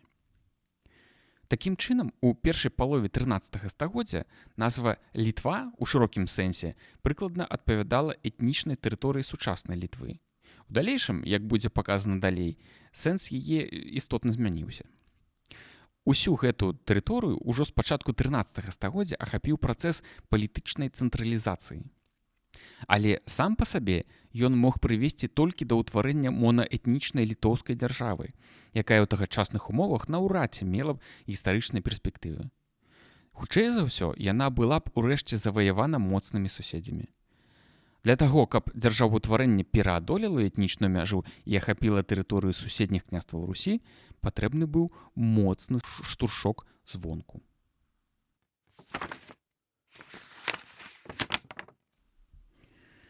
Наступствы мангола-татарскіх нашэсцяў на Русь. На працягу 1237-40-х гадоў войскі мангольскага хана Бату, унука Чынгісхана, паслядоўна заваявалі і спустошылі Разанскую, Владзіміра-Суздальскую, Пераяслаўскую, Чарнігава-Северскую, Кіеўскую і Галіцка-Валынскую землі Русі. Заваяванне насіла выключна жорсткі характар. Гарады, якія аказвалі супраціўленне, цалкам вынішчаліся. Лесастэпавыя прасторы паўднёвай Русі абязлюдзілі на 2,5 стагоддзі. Астатняя частка тэрыторыі была ў глыбокім заняпадзе. Княствы на тэрыторыі сучаснай Беларусі гэтае нашэсце закранула ў значна меншай ступені. Ускосныя летапісныя паведамленні і матэрыялы археалагічных даследаванняў дазваляюць сцвярджаць пра разбурэнне ў гэты час хіба толькі ўскрайкаў беларускай тэрыторыі, гарадкоў Гомеля, Магілёва, магчыма, Берасця, Пінска і некаторых іншых. У 1243 годзе Бату-хан прыступіў да сістэматычнага ўсталявання свайго рэжыму на ўсёй Русі. Мясцовыя князі былі пазбаўлены спадчыннага права на ўладанне і мусілі атрымліваць іх нанова ў якасці пажалавання з рук хана. Неўзабаве па Русі былі разасланы татарскія перапісчыкі, якія размяркоўвалі па гарадах і валасцях даніну – ясак. Характэрна, што перапісчыкі накіроўваліся нават у тыя княствы, да якіх не дайшло татарскае войска. Напрыклад, у 1257 годзе яны прыбылі ў Вялікі Новгарад. Гэта даказвае, што Бату добра ўяўляў палітычную сістэму Русі і лічыў сябе яе пераемнікам. У княстваў на тэрыторыі беларускага Панямоня і Падзвіння быў выбар: або чакаць непазбежнага з'яўлення татарскіх перапісчыкаў, як рабілі ў Вялікім Новгарадзе і, верагодна, Смаленску, або рашуча парваць са старой сістэмай наследавання ўлады, якая ў новых умовах азначала маўклівае прызнанне суверэнітэту ардынскага хана. Паколькі сіл для самастойнага адпору не было, заставалася шукаць сабе новага сюзерэна, які б не пагражаў такім жорсткім прыгнётам, як татары, і адначасова меў магчымасці для арганізацыі супраціўлення апошнім. Такім сюзерэнам мог стаць у тагачасных умовах або далёкі каталіцкі захад, або блізкі і добра знаёмы ўладар суседняй Літвы. На поўдні князь Даніла Галіцкі, апрача ўласных сіл, спрабаваў абаперціся на захад, нават каранаваўся дасланы з Рыма каралеўскай каронай. Аднак усё гэта аказалася малаэфектыўным.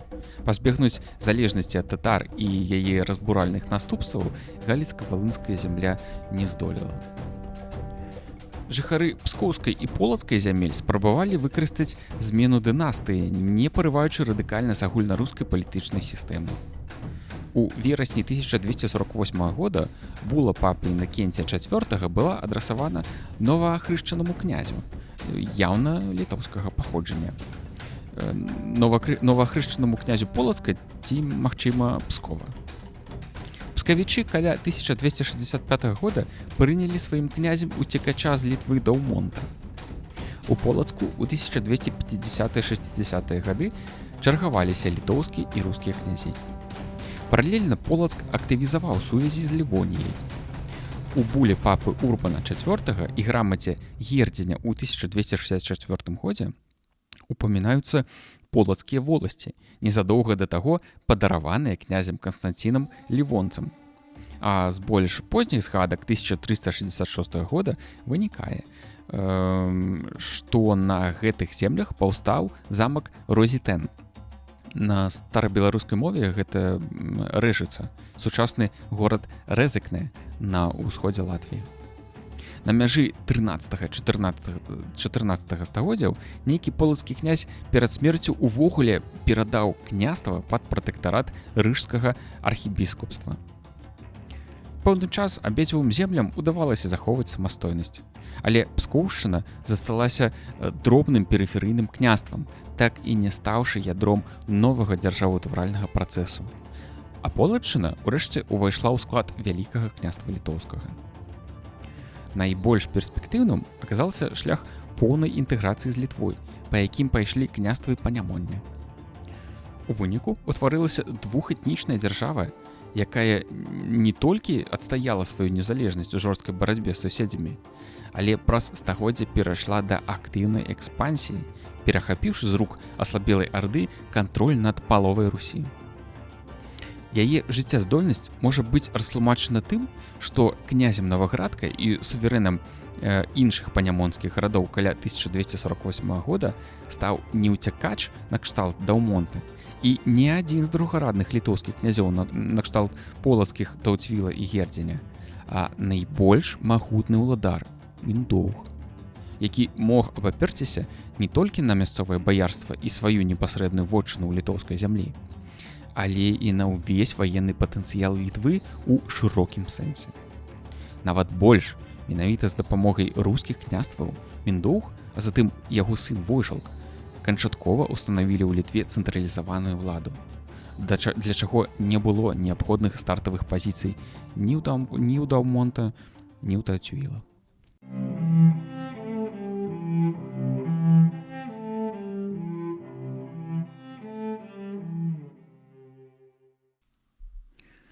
Працэс утварэння ВКЛ. Пачатковы этап фарміравання ВКЛ. Міндоўг. Пачатак працэсу ўтварэння ВКЛ быў пакладзены пераходам наваградскай зямлі пад уладу літоўскага князя Міндоўга. Упершыню ён брыгадваецца падчас сутыкнення з галіцка-валынскім князем Данілам Раманавічам як уладар сярэдняга панямоння ці Чорнай Русі з гарадамі Наваградак, Ваўкавыск, Горадня, Здзітаў і Слонім. Пры гэтым пад уладай Міндоўга заставалася і Літва, прынамсі ў вузкім сэнсе, адкуль ён накіраваў сваіх пляменнікаў на захоп Полацка і Смаленска, а сам скарыстаў іх адсутнасць, каб далучыць іх уладанні да сваіх. У летапісе гэты запіс датаваны 1252 годам, але падзеі мелі месца хутчэй за ўсё ў 1249 ці 48 годзе. Летапіс ніяк не тлумачыць з'яўленне ў Наваградку літоўскага князя, як і не падаецца ніякіх сведчанняў гвалтоўнага падпарадкавання гэтай зямлі. У больш познім густынскім летапісе, які скончаны ў 1670 годзе, ёсць паведамленне, што ў 1246 Міндоўг, цытата, «прыняць веру хрысціянскую ад Востока са многімі сваімі баяры». Беларускі гісторык Мікола Ермаловіч палічыў гэта доказам запрашэння Міндоўга ў Наваградак па ініцыятыве мясцовага насельніцтва. Але сам факт хрышчэння вельмі няпэўны, бо супярэчыць сцвярджэнню амаль сучаснага падзеям валынскага летапісу, што Міндоўг хрысціўся толькі ў каталіцтва, прычым употай працягваў выконваць язычніцкія абрады. Пры такой добрай дасведчанасці летапісец яўна не ведаў аб праваслаўным хрышчэнні Міндоўга, якога, хутчэй за ўсё, увогуле не было. У цэлым трэба прызнаць, што на аснове наяўных фактаў немагчыма дакладна высветліць, якім чынам Наваградак перайшоў пад уладу літоўскага князя. Але ў любым выпадку гэта падзея мела выключна важныя наступствы. Палітычнае аб'яднанне Наваградскага княства з Літвой амаль адразу выклікала супрацьдзеянне як унутры Літвы, так і з боку суседзяў. У 1249 годзе супраць Міндоўга ўтварылася магутная кааліцыя у складзе яго пляменніка Таўцвіла, жамойцкага князя Выкінта, Данілы Галіцкага і ландмайстара Лівонскага ордэна Андрэя фон Сцірланда. Тройчы, прыкладна ў 1249, 51 і 53 гадах, Даніла рабіў паходы на Наваградак і Гародню. У такіх умовах Міндоўг у канцы 1250 ці пачатку 51 года прыняў хрышчэнне па каталіцкім абрадзе, а ў 1253 годзе каранаваўся, паводле густынскага летапісу, у Наваградку. Каранаваўся ён каралеўскай каронай, дасланай з Рыма. Папа Інакенцій IV абвясціў, што прымае новае каралеўства пад сваё заступніцтва. Гэта дапамагло Міндоўгу нейтралізаваць варожасць Лівоніі і перамагчы сваіх праціўнікаў у Літве. Праўда, часова ён вымушаны быў саступіць значную частку жамойці крыжакам, а Наваградак слонім і Ваўкавыск сыну Данілы Галіцкага Раману на ўмовах васальнай залежнасці апошняга. Але Міндоўг захаваў за сабой вярхоўнае права на наваградскую зямлю, а пазней аднавіў поўны кантроль над ёю. Між тым, пераход шэрага рускіх княстваў пад уладу Літвы прывёў да канфлікту з Залатой Ардой, якая не адмовілася ад намеру падпарадкаваць усю Русь. Каля 1258 года татарскі ваявода Бурундай здзейсніў спусташальны паход супраць Літвы. Аднак і гэта не прывяло да адлучэння ад яе беларускага панямоння. У 1260 годзе Міндоўг раптоўна парваў з каталіцтвам і падтрымаў паўстанне супраць крыжакоў, якое ўспыхнула ў Жамойце. У выніку там замацаваўся стаўленік Міндоўга і сын яго сястры князь Трнята. Іншы пляменнік, Таўцвіл, у гэты час княжыў у Полацку і, верагодна, таксама прызнаваў верхавенства літоўскага ўладара. Пад непасрэднай уладай Міндоўга знаходзіліся іншыя літоўскія князі, якія прыгадваюцца як сведкі ў яго граматах крыжакам: Лугвень, Гердзень Альшанскі, Парбусе і іншыя. Такім чынам, можна гаварыць пра ўтварэнне з сярэдзіны 13 стагоддзя даволі устойлівай палітычнай структуры, у якой вярхоўнаму князю літоўскага паходжання непасрэдна належала частка этнічнай Літвы з наваградскай зямлёй. А іншыя балцкія і беларускія землі знаходзіліся ў пэўнай залежнасці ад яго. Гэта дазваляла эфектыўна супрацьдзейнічаць экспансіі з аднаго боку крыжакоў, з другога татар і залежных ад іх галіцка-валынскіх князёў. У барацьбе з крыжакамі вялікі князь мог апірацца на землю полацкага княства, а ў барацьбе з татарамі і валынянамі на этнічную Літву. Агульная плошча падкантрольнай літоўскім князям тэрыторыі ў гэты час складала каля 153 тысяч квадратных кіламетраў, з якіх на этнічна-балцкія землі прыпадала звыш 100 тысяч кіламетраў, ці каля 65%. У тым ліку на паўсамастойную Жамойць каля 27 тысяч квадратных кіламетраў, на Літву аўкштоту да 45 тысяч, на літоўскія ці змешаныя літоўска-славянскія тэрыторыі ў сучаснай Беларусі каля 26 тысяч, а на этнічна-беларускія прыблізна 55 тысяч квадратных кіламетраў. З іх непасрэдна ўключаная ў дзяржаву наваградская зямля займала каля 26 тысяч квадратных кіламетраў, а паўсамастойная полацкая зямля каля 29 тысяч квадратных кіламетраў. Дадзеная структура аказалася настолькі жыццяздольнай, што няўхільна аднаўлялася пасля неаднаразовых крызісаў на працягу другой паловы 13-14 стагоддзяў. Магчыма, яна пачала называцца Вялікім княствам літоўскім ужо з часоў Міндоўга. Пачынаючы з Гедыміна, дзяржава называлася Вялікім княствам літоўскім і рускім, а з 1442 года яе афіцыйная назва стала трохчасткавай: Вялікае княства літоўскае, рускае і жамойцкае. Пад Літвой у палітыка-геаграфічным сэнсе выступала не ўся этнічная тэрыторыя сучаснай Літвы і не ўся тэрыторыя федэратыўнай дзяржавы, а толькі непасрэдна падкантрольная вялікаму князю, то бок Літва аўкштота разам з прылеглым беларускім панямоннем. Пад Руссю у складзе новай дзяржавы мелася на ўвазе тэрыторыя тых княстваў полацкага, віцебскага, смаленскага і іншых, якія пры ўваходзе ў яе захавалі пэўнае самакіраванне. Познія звесткі пра Наваградак як месца каранацыі Міндоўга далі падставу некаторым даследчыкам сцвярджаць, што менавіта гэты горад быў першай сталіцай ВКЛ. Аднак хутка пасля каранацыі Наваградак быў часова перададзены Раману Данілавічу. Са сталіцай так не абыходзяцца. Хутчэй, літоўскі князь наўмысна абраў для каранацыі спрэчны горад, каб падкрэсліць свае правы на яго. Хрышчэнне ж Міндоўга, таксама позняя традыцыя, зафіксаваная ў беларуска-літоўскіх летапісах, звязвае з горадам Кернава ў Літве, які ў той час сапраўды быў, паводле археалагічных даных, значным абарончым цэнтрам і меў плошчу каля 8 гектараў. У валынскім летапісе прыгадваецца ў якасці рэзідэнцыі Міндоўга таксама загадкавы замак Варута, месцазнаходжанне якога не высветлена. Літоўскія даследчыкі на падставе археалагічных матэрыялаў мяркуюць, што цэнтрам дзяржавы магла быць Вільна, найбольш значнае на той час паселішча на тэрыторыі Літвы. Найбольш верагодна, аднак, што трывалай сталіцы ў сучасным сэнсе ў ВКЛ на ранняй стадыі яго гісторыі ўвогуле не было.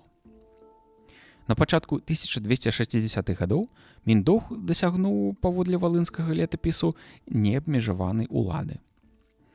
Гэта выклікала змову супраць яго з боку моцных васалаў жамойцкага Трыняты, нальшанскага Даўмонта і полацкага Таўцвіла, натхніцелем якіх, верагодна, быў велікакняскі ваявода Еўстафій Канстанцінавіч.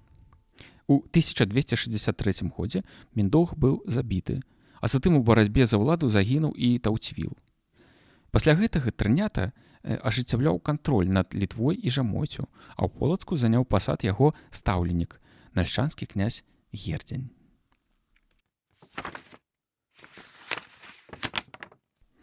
Княжанне Войшалка, Шварна, Трайдзеня і Віценя. Каля 1264 года Трынята таксама быў забіты змоўшчыкамі. Гэта выкарыстаў сын Міндоўга Войшалк, які папярэдне прыняў праваславе і нават манаскі сан. Пасля забойства бацькі ён уцёк у Пінск, дзе атрымаў дапамогу ад мясцовых князёў і ўладкаваўся спачатку ў Наваградку. Апіраючыся на яго, Войшалк заваяваў Літву ў вузкім сэнсе, а затым, з дапамогай валынскага войска, яшчэ Нальшчаны і Дзевалтву, канчаткова далучыўшы іх да велікакняскіх уладанняў. Ён пакараў віноўнікаў бацькаўскай смерці, у тым ліку Еўстафія Канстанцінавіча, а таксама, напэўна, расправіўся з усімі праціўнікамі цэнтралізаванай улады. Вяршэнства Войшалка прызнаў і новы князь Полацка Ізяслаў, які адначасова кантраляваў Віцебск. У сваю чаргу Войшалк карыстаўся падтрымкай валынскага князя Васілька Раманавіча, васаламі якога прызнаў сябе, і аднаго са сваіх шваграў Шварна Данілавіча. Хутка Войшалк увогуле адмовіўся ад улады на карысць таго ж Шварна, а сам вярнуўся ў манастыр. Такі ход падзей дазваляе меркаваць, што Войшалк фактычна быў марыянеткай галіцка-валынскіх князёў, якія выкарысталі сваяцтва з ім дзеля падпарадкавання аслабленай усобіцамі Літвы. Каля 1270 года Шварн Данілавіч памёр. Адразу пасля гэтага ў Літве адбыўся пераварот, падрабязнасці якога нам невядомыя. Да ўлады прыйшоў князь Трайдзень, палітыка якога мела выразна антывалынскую накіраванасць. Яго ўладзе падпарадкоўвалася Літва разам з Наваградчынай і Жамойць. Позні васкрасенскі летапіс паведамляе, што пры Трайдзені да Літвы была далучана зямля ятвягаў. Трэба меркаваць яе частка абапал Нёмана на поўнач ад Гародні, што цалкам магчыма. Полацкам у тыя часы валодаў князь Канстанцін, магчыма той, што ўжо княжыў там некалькі год раней. Пра яго адносіны з Літвой нічога не вядома. У гэты ж час пад кантроль Смаленска трапіў Віцебск. Каля 1274 года Трайдзень паслаў гарадзенскае войска на горад Драгічын у Падляшшы, які належаў галіцкаму князю Льву Данілавічу. Гэта сведчыць, што ён узнавіў палітыку экспансіі на Русь. У адказ каля 1275 года адбыўся вялікі паход супраць Літвы, арганізаваны ханам Залатой Арды і залежнымі ад яго галіцка-валынскімі, пінскімі і смаленскімі князямі. Быў спалены вакольны горад у Навагрудку, але ў цэлым паход не прывёў, здаецца, да тэрытарыяльных страт з боку Літвы. У 1277 годзе адбыўся яшчэ адзін такі паход, які дасягнуў Гародні. Аднак ужо ў наступным годзе Трайдзень адчуваў сябе дастаткова моцным, каб умяшацца ў міжусобную барацьбу польскіх князёў. Сведчаннем яго ўплыву ў Польшчы стаў і шлюб яго дачкі з мазавецкім князем Баляславам Плоцкім. Трайдзень актыўна супрацьстаяў і спробам экспансіі Лівонскага ордэна, які ў 1278 годзе заснаваў у Латыголіі на паўночным памежжы Літвы замак Дынабург, а ў наступным годзе арганізаваў супраць Літвы крыжовы паход, які дасягнуў верагоднай сталіцы Трайдзеня Кернава. Трайдзень нанёс крыжакам парашэнне, а ў 1281 годзе часова выцесніў іх з Дынабурга. Аднак у гэты час найбольшая небяспека пачала адчувацца з боку іншага крыжацкага ордэна, тэўтонскага, з якім лівонцы ўтварылі агульную канфедэрацыю.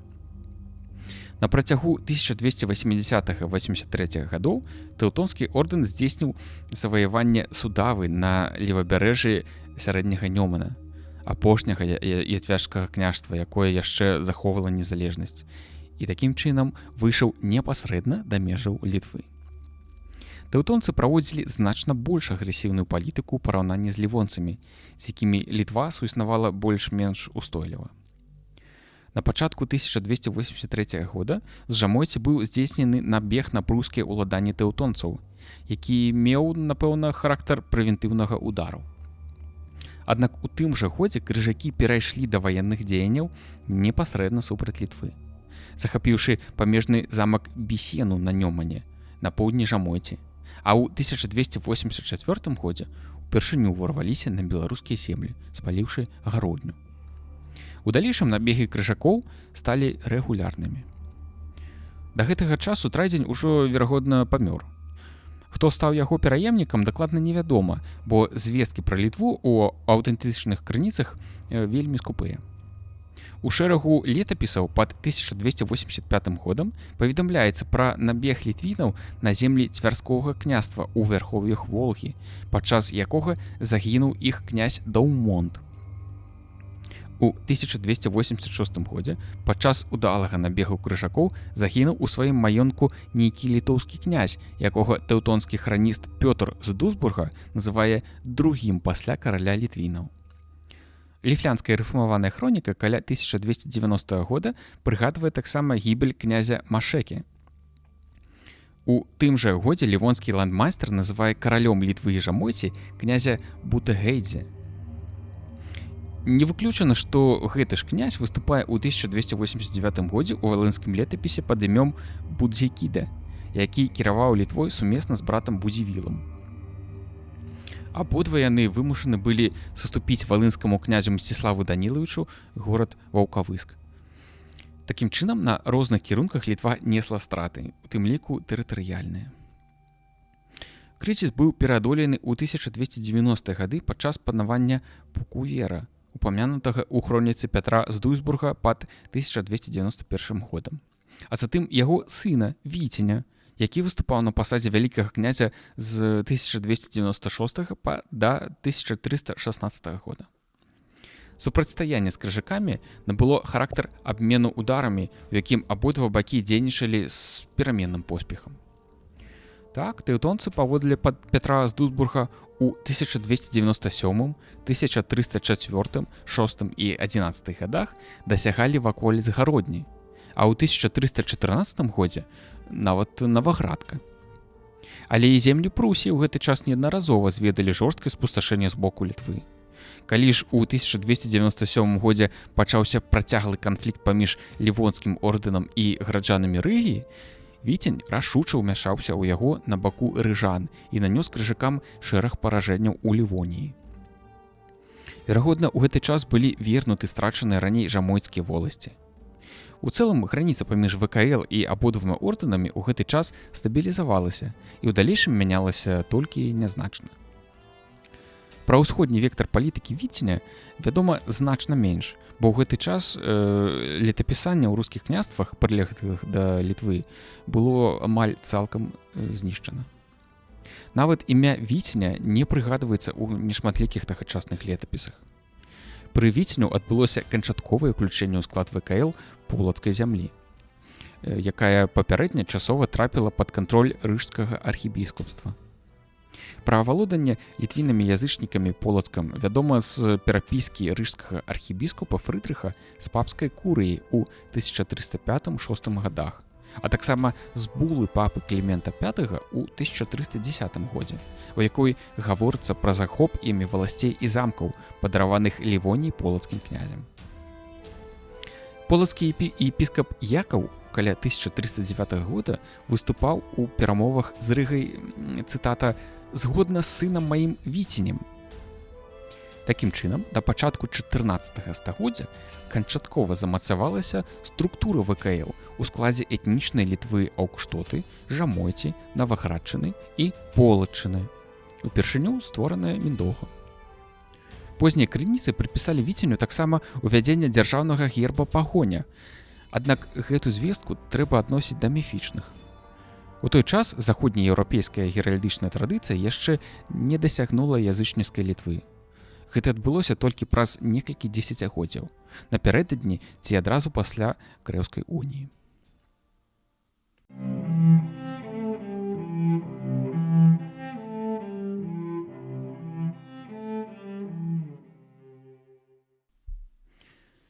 Узмацненне ўлады вялікіх князёў пры Гедыміне. Пасля смерці Віценя каля 1316 года вялікім князем стаў яго брат, або, магчыма, сын, Гедмін.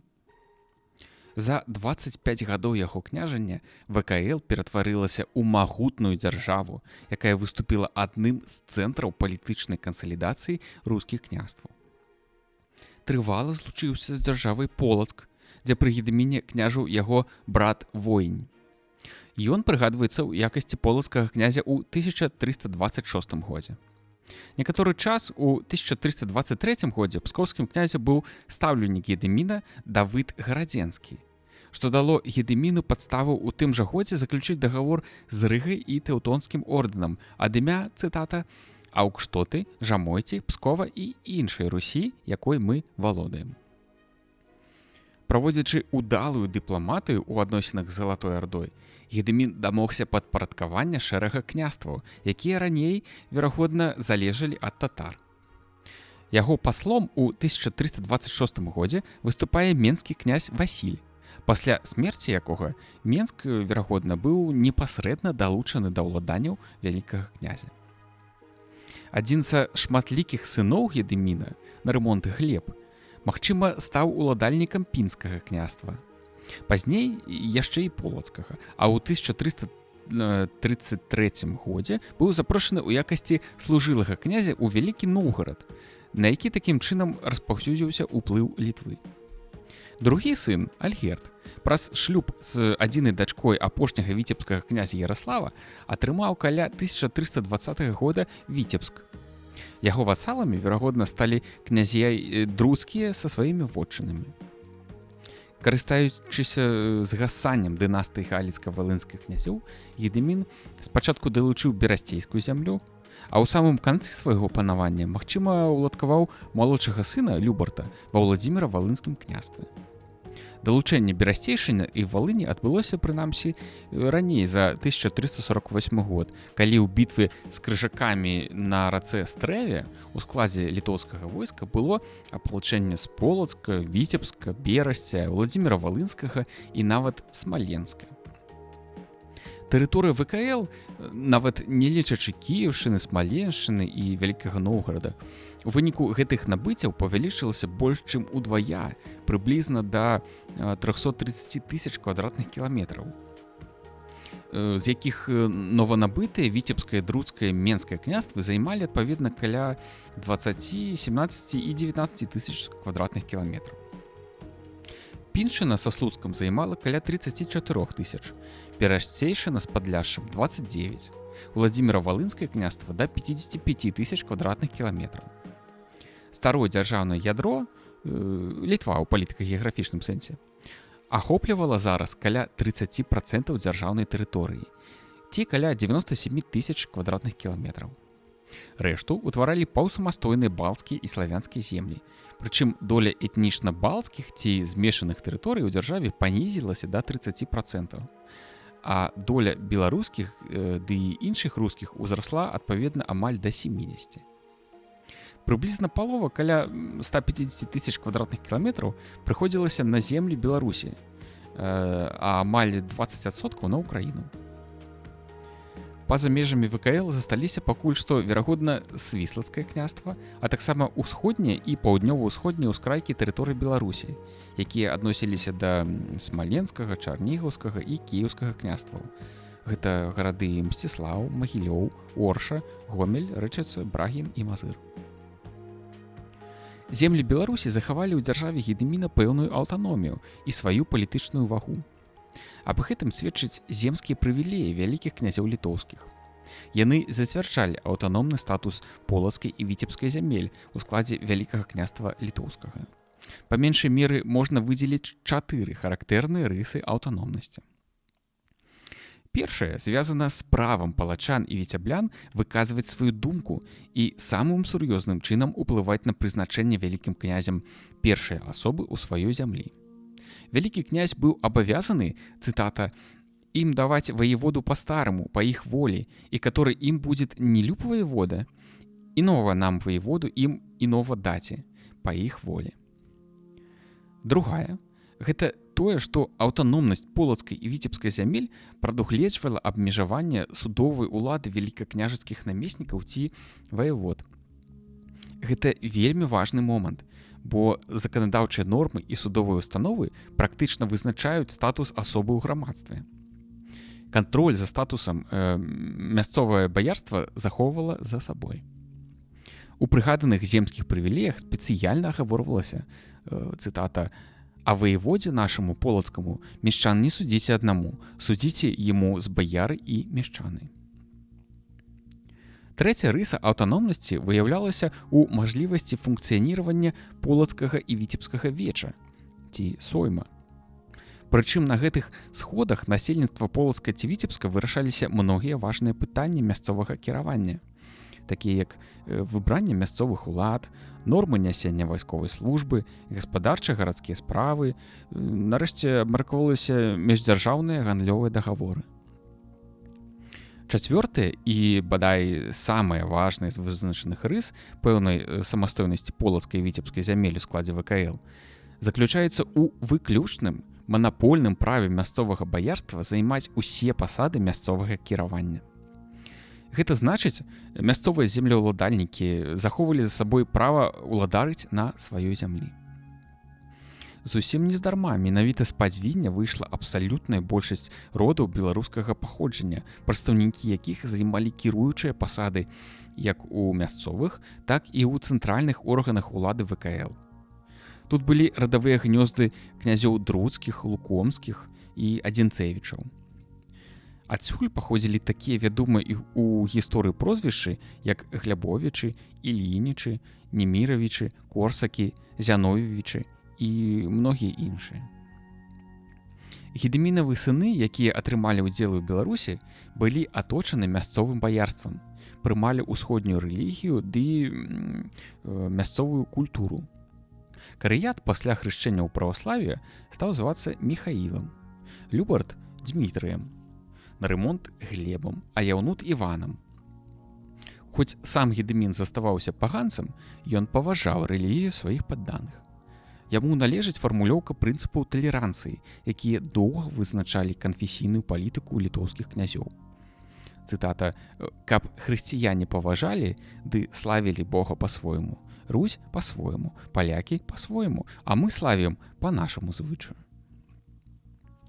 Усе прыведзеныя факты дазваляюць гаварыць аб аўтаноміі далучаных зямель да вялікага княства літоўскага. Не тое мы будзем бачыць на ўсходзе, дзе навокала Масквы таксама пачалося збіранне і канцэнтрацыя дзяржавы ўсходняй маскоўскай Русі. Масква, збіраючы Русь, паступова і няўхільна касуе на сваіх абшарах старарускую ідэю народапраўства. Тут увесь час будзе расці моцнае самаўладства маскоўскіх гаспадароў, которое потым дасць цвёрды грунт для безупыннай сваволі, напрыклад, Івана IV Грознага. Усякая асобная воласць, змушаная ўвайсці ў склад маскоўскага гаспадарства, павінна будзе згубіць свой асабісты твар, свае старажытныя звычаі і традыцыі. Маскоўскае самаўладства сваёй цяжкой рукой будзе касаваць тэрытарыяльную індывідуальнасць абласцей і будзе будаваць цэнтралістычную дзяржаву з абсалютнай уладаю манарха. Пры Гедыміне, а магчыма яшчэ пры Віценю, у ВКЛ упершыню з'явілася трывалая сталіца – Вільна, дзе былі пабудаваны мураваныя верхні і ніжні замкі. Такія ж замкі паўсталі ў 1320-30 гады ў Медніках, Лідзе, Троках, а таксама ва ўдзельных цэнтрах Альгерда, Крэве і крыху пазней Віцебску. Значна пашырыліся кантакты з заходняй Еўропай, адкуль у Літву былі запрошаны майстры-рамеснікі і гандляры, а таксама місіянеры францысканцы. У 1322-23 годах нават абмяркоўвалася пытанне пра ўвядзенне ў Літве каталіцтва. Аднак у апошні момант, відаць, прыхільнікі захавання веры продкаў узялі верх. Таму ў адносінах з крыжакамі перыяды міру былі кароткімі, а ў асноўным працягвалася перманентная памежная вайна з абменам ударамі. У мэтах супольнай барацьбы супраць тэўтонскага ордэна Гедымін пайшоў на збліжэнне з Польшчай. У 1325 годзе іх саюз быў замацаваны шлюбам Казіміра, сына польскага караля Ўладыслава Лакетка, з Гедымінавай дачкой Альдонай Ганнай. Найбольш значнай супольнай акцыяй саюзнікаў стаў паход іх злучаных сілаў на Бранденбург у 1326 годзе, у якім вызначыўся асабліва блізкі сябра Гедыміна, градзенскі стараста Давыд. Кіруючы гарадзенскай зямлёй, ён доўгі час паспяхова бараніў ад крыжаносцаў усё беларускае панямонне. Асаблівых поспехаў Гедымін дамогся сваёй усходняй палітыкай, асноўным прынцыпам якой было негвалтоўнае далучэнне новых зямель Русі. За гады яго княжання ў склад ВКЛ увайшла не толькі асноўная частка тэрыторыі сучаснай Беларусі. У арбіту яго ўплыву пачалі ўцягвацца і князі з далёкіх зямель усходняй Русі. Адным з галоўных фактараў, які спрыяў поспеху іх збірання вакол літоўскай дынастыі, стала антытатарская палітыка, якой паслядоўна трымаліся літоўскія князі. Да моцнага ВКЛ, як альтэрнатывы ханскай уладзе, хіліліся і заходнія землі Вялікай Расіі, для элітаў якіх вялікаўладзімірскі князь быў фактычна стаўленнікам Залатой Арды і ўвасабляў патрабаванні татарскага хана. Другім выйгрышным момантам палітыкі вялікага князя літоўскага была рэлігійная талеранцыя. Стараннямі Гедыміна для праваслаўных жыхароў ВКЛ у 1317 годзе адкрылася асобная літоўская мітраполія з цэнтрам у Наваградку, якая існавала прынамсі да 1330 года. У яе ўваходзілі полацкая, тураўская і пінская епархіі, а мітрапалітам быў Феафіл. Уплыў Гедыміна хутка пашырыўся далёка на поўдзень. Ужо ў 1324 годзе, выкарыстаўшы перамір'е з нямецкім ордэнам, ён авалодаў Кіевам і пасадзіў там свайго брата Фёдара.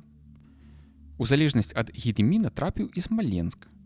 Вядома, што смаленскі князь уваходзіў у лік 3 яго пасланцаў, якія ў 1326 годзе былі ў Новгарадзе, дзе заключылі мір з Новгарадскай рэспублікай і нямецкім ордэнам.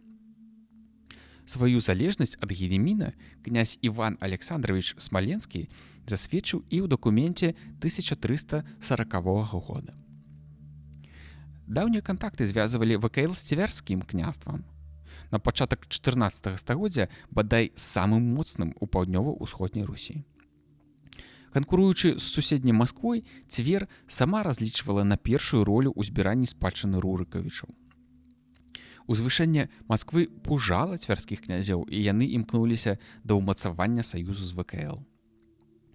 Першым фактам непасрэднай сувязі паміж Вільняй і Цверу стала выдача Гедымінавай дачкі Марыі за цвярскога князя Дзмітрыя Міхайлавіча зімою 1320-21 года. Ужо праз год зяць Гедыміна, атрымаўшы ханскі ярлык на вялікае княжанне, узначаліў рускі улус Залатой Арды. Потым ярлык атрымаў яго брат Александр. Хан Узбек тады быў зацікаўлены ў мірных адносінах з ВКЛ, бо хацеў устрымаць гэтую моцную дзяржаву ад уключэння ў антытатарскую кааліцыю хрысціянскіх манархаў усходняй Еўропы. Менавіта цвярскім князем, якія мелі даўнія і найбольш значныя сувязі з Літвой, ён адводзіў важную ролю ў ажыццяўленні сваіх планаў. З княжання Івана Каліты, якое адбылося ў прамежку з 1325 да 1340 года, стала хутка ўзрастаць і моц Масквы. Князь Іван Данілавіч імкнуўся захоўваць добрыя адносіны як з Ардой, ад якой маскоўскае княства непасрэдна залежала, так і з ВКЛ. Вытрымліваючы такую палітыку, зімой 1333-34 гадоў ён ажаніў свайго сына Сямёна з Гедымінавай дачкой Аўгустай. Аднак у 1335 годзе Гедымін сам парушыў мір і паслаў войска на Таржок. У адказ на што вялікі князь маскоўскі спаліў залежныя ад ВКЛ гарадкі смаленскай зямлі Осечань, Расну і іншыя. Так, прыкрытая ваенным патэнцыялам саюзнай татарскай арды, Масква фактычна ўпершыню адкрыта выступіла супраць ваеннага мерапрыемства ВКЛ. Першы канфлікт быў вычарпаны дробнымі памежнымі сутычкамі і не перарос у вайну. Аднак з 1330-х гадоў маскоўскае княства стала ўмацоўвацца дзякуючы новай палітыцы Залатой Арды. Хан Узбек паставіў на мэце ўмацавання Масквы як супрацьвагі на шляху ўзрасталай літоўскай экспансіі. З гэтага яшчэ больш выразна акрэсліўся саюз Вільні і Цверы.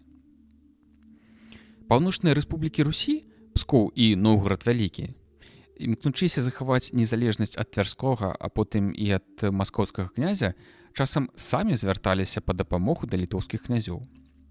Іх сувязі з ВКЛ былі даўнія. Напрыклад, у 1266 годзе князем Пскова па дамоўленасці стаў Даўмонт, а ў часы Гедыміна падобную ролю для Пскова выконваў Давыд Гарадзенскі. Потым у Пскове цягам 10 гадоў з літоўскай рукі княжыў Александр Міхайлович Цвярскі. І пазней адносіны з Псковам складваліся карысна для Вільні. У 1341 годзе гедымінавыя сыны Альгерд і Кейстут вадзілі войска на дапамогу пскавічам у барацьбе з інфлянскімі рыцарамі. У паходзе ўдзельнічаў і полацкі полк на чале з Любкам Войнавічам, які загінуў у сутычцы з немцамі. За гэтую дапамогу пскавічы прапанавалі Альгерту стаць іх князем, але той пакінуў у Пскове свайго старэйшага сына Андрэя. Праз некалькі гадоў Андрэй вярнуўся з Пскова і стаў князем полацкім. А ў Новгарадзе Вялікім на кармленні сядзеў Гедымінаў сын, пінскі князь Глеб Нарымонт, які атрымаў у княжанне Ладагу, Арэшак, Карэлу і Капор'е. Яму, як служылому князю, наўгародцы даручылі абарону сваіх межаў. У сярэдзіне 14 стагоддзя наўгародская зямля выплочвала вялікаму княству даніну ў футрах, прадуктах і рознай сыравіне. А ў яе холапскім, вялікалуцкім і ржэўскім паветах воласці мелі падвойную дзяржаўную прыналежнасць. Поспехі ўсходняй палітыкі Гедыміна выклікалі сур'ёзны непакой Залатой Арды, якая ў 1339-40-х гадах пачала вайну супраць ВКЛ. Хан Узбек прыступіў да ажыццяўлення праграмы маскоўска-татарскага націску на Вялікае княства Літоўскае. У той жа год разам з татарамі супраць Смаленская выправілі войска амаль усе княствы ўсходняй Русі. Пры Гедыміне з ростам яго дзяржавы набыла асаблівую актуальнасць праблема хрышчэння літоўцаў. Яшчэ падчас абвастрэння канфлікту з крыжаносцамі, калі рымскі папа і нямецкі ордэн пачалі блакаваць Літву, не дазваляючы іншым хрысціянскім краінам гандляваць з паганамі, у 1323 годзе Гедымін дэклараваў папскаму легату гатоўнасць прыняць рымскае хрысціянства. На той час каталіцкія храмы ў дзяржаве ўжо існавалі, 2 ў Вільні і 1 у Новагрудку. Манахі, якія прыходзілі на запрашэнне вялікага князя літоўскага, а імі пераважна былі немцы, асядалі і на беларускіх землях, ды займаліся місіянерствам. Аднак пагадненне з Рымам выклікала хваляванні як у Жамойце, так і на Беларусі. Прыняцце лацінскай веры прывяло б да канфлікту з праваслаўнай большасцю ВКЛ. Гэтаксама як хрышчэнне ў праваславія азначала б страту Жамойці і паглыбленне канфлікту з ордэнам. У кожным разе парушалася б раўнавага двух народаў дзяржавы. Таму сам Гедымін адмовіўся ад абяцанага хросту. Па іншых звестках, у 1340 годзе ён праўдападобна прыняў хрысціянства і рыхтаваў хрышчэнне ўсёй Літвы. Але менавіта з гэтай прычыны, калі верыць чэшскай хроніцы Бенета Вайтмільскага, быў атручаны сваімі ж набліжанымі. Гедымін пакінуў на карце ўсходняй Еўропы вялікую дзяржаву. Заснаваная ў сярэдзіне 13 стагоддзя літоўскім князем Міндоўгам, праз стагоддзе яна ўключала ў сябе большую частку сучаснай тэрыторыі Беларусі. Манархія Гедыміна складалася з 3 асобных палітычна-этнічных тэрытарыяльных утварэнняў – Аўкштоты, Жамойці і Беларусі. У яе дзяржаватворчым працэсе ад самага пачатку вялікая роля належала ўсходнеславянскаму элементу. Як адзначалася вышэй, Чорная Русь стала адной з тэрытарыяльных асноў манархіі Міндоўга. Беларусы уваходзілі ў склад вайсковых сілаў ужо ў першых літоўскіх князёў. Вядома, што Войшалк, які першым з іх цалкам пераняў рускую так званую культуру, абапіраўся на беларускія атрады і дружыны. Дзяволтва і нальшчаны, якія не прызналі ўлады Міндоўга, падпарадкоўваліся менавіта іх сілы. Лучнікі з беларускіх зямель былі і войску Трайдзеня. Крыніцы амаль нічога не паведамляюць пра канкрэтныя шляхі ўключэння зямель Беларусі ў Вялікае княства Літоўскае. Праўдападобна, асноватворным пачаткам манархіі літоўскіх князёў, што ўтваралася як двуэтнічная балтаславянская або літоўска-беларуская дзяржава, быў узаемавыгадны саюз літоўскіх князёў з беларускім баярствам і гарадамі. Вядома, што полацкія, а потым і валынскія ды смаленскія баяры ішлі на гэты саюз на падставе традыцыйнай для ўсходнеславянскіх зямель формы ряда, то бок дамовы, якая пакідала ім унутраную аўтаномію і старую структуру мясцовай улады. Прыкладам, Транята пасадзіў свайго князя ў Полацку па ряду з палачанамі, і ў яго баярскую думу ўваходзілі полацкія баяры-думцы. Прадстаўнікі мясцовай грамадскай эліты і пасля прызнання вярхоўнай улады літоўскага князя удзельнічалі ў вырашэнні важных пытанняў палітычнага і гаспадарчага жыцця сваёй зямлі. Таму больш не блізкай да гістарычнай праўды падаецца пазіцыя тых гісторыкаў, якія падкрэслівалі, што Вялікае княства Літоўскае, як дзяржаву, ніяк не выпадае лічыць прадуктам заваявання Русі літоўцамі. Да падобных высноў прыйшлі і сучасныя беларускія даследчыкі праблемы Вячаслаў Насевіч і Александр Краўцевіч. Сіла тут у кожным разе выконвала далёка не галоўную ролю. Сапраўды, новая дзяржава уяўляла з сябе своеасаблівую форму грамадска-палітычнага сінтэзу, у якім раннефеадальныя інстытуты Літвы спалучаліся з больш развітай дзяржаўна-палітычнай сістэмай былых княстваў на тэрыторыі Беларусі, наследуючы традыцыю дзяржаўнасці Кіеўскай Русі. Іншымі словамі, палітычная экспансія Літвы на ўсход прывяла да канструктыўнага ўтварэння фактычна літоўска-беларускай дзяржавы, у якой пры палітычнай дамінацыі літоўцаў значэнне тэрытарыяльнага, дэмаграфічнага і грамадска-культурнага патэнцыялу Беларусі яшчэ некалькі стагоддзяў узрастала. Вялікае княства Літоўскае ўтваралася літоўцамі, аднак на тэрытарыяльнай, этнаграфічнай і культурнай аснове беларускай.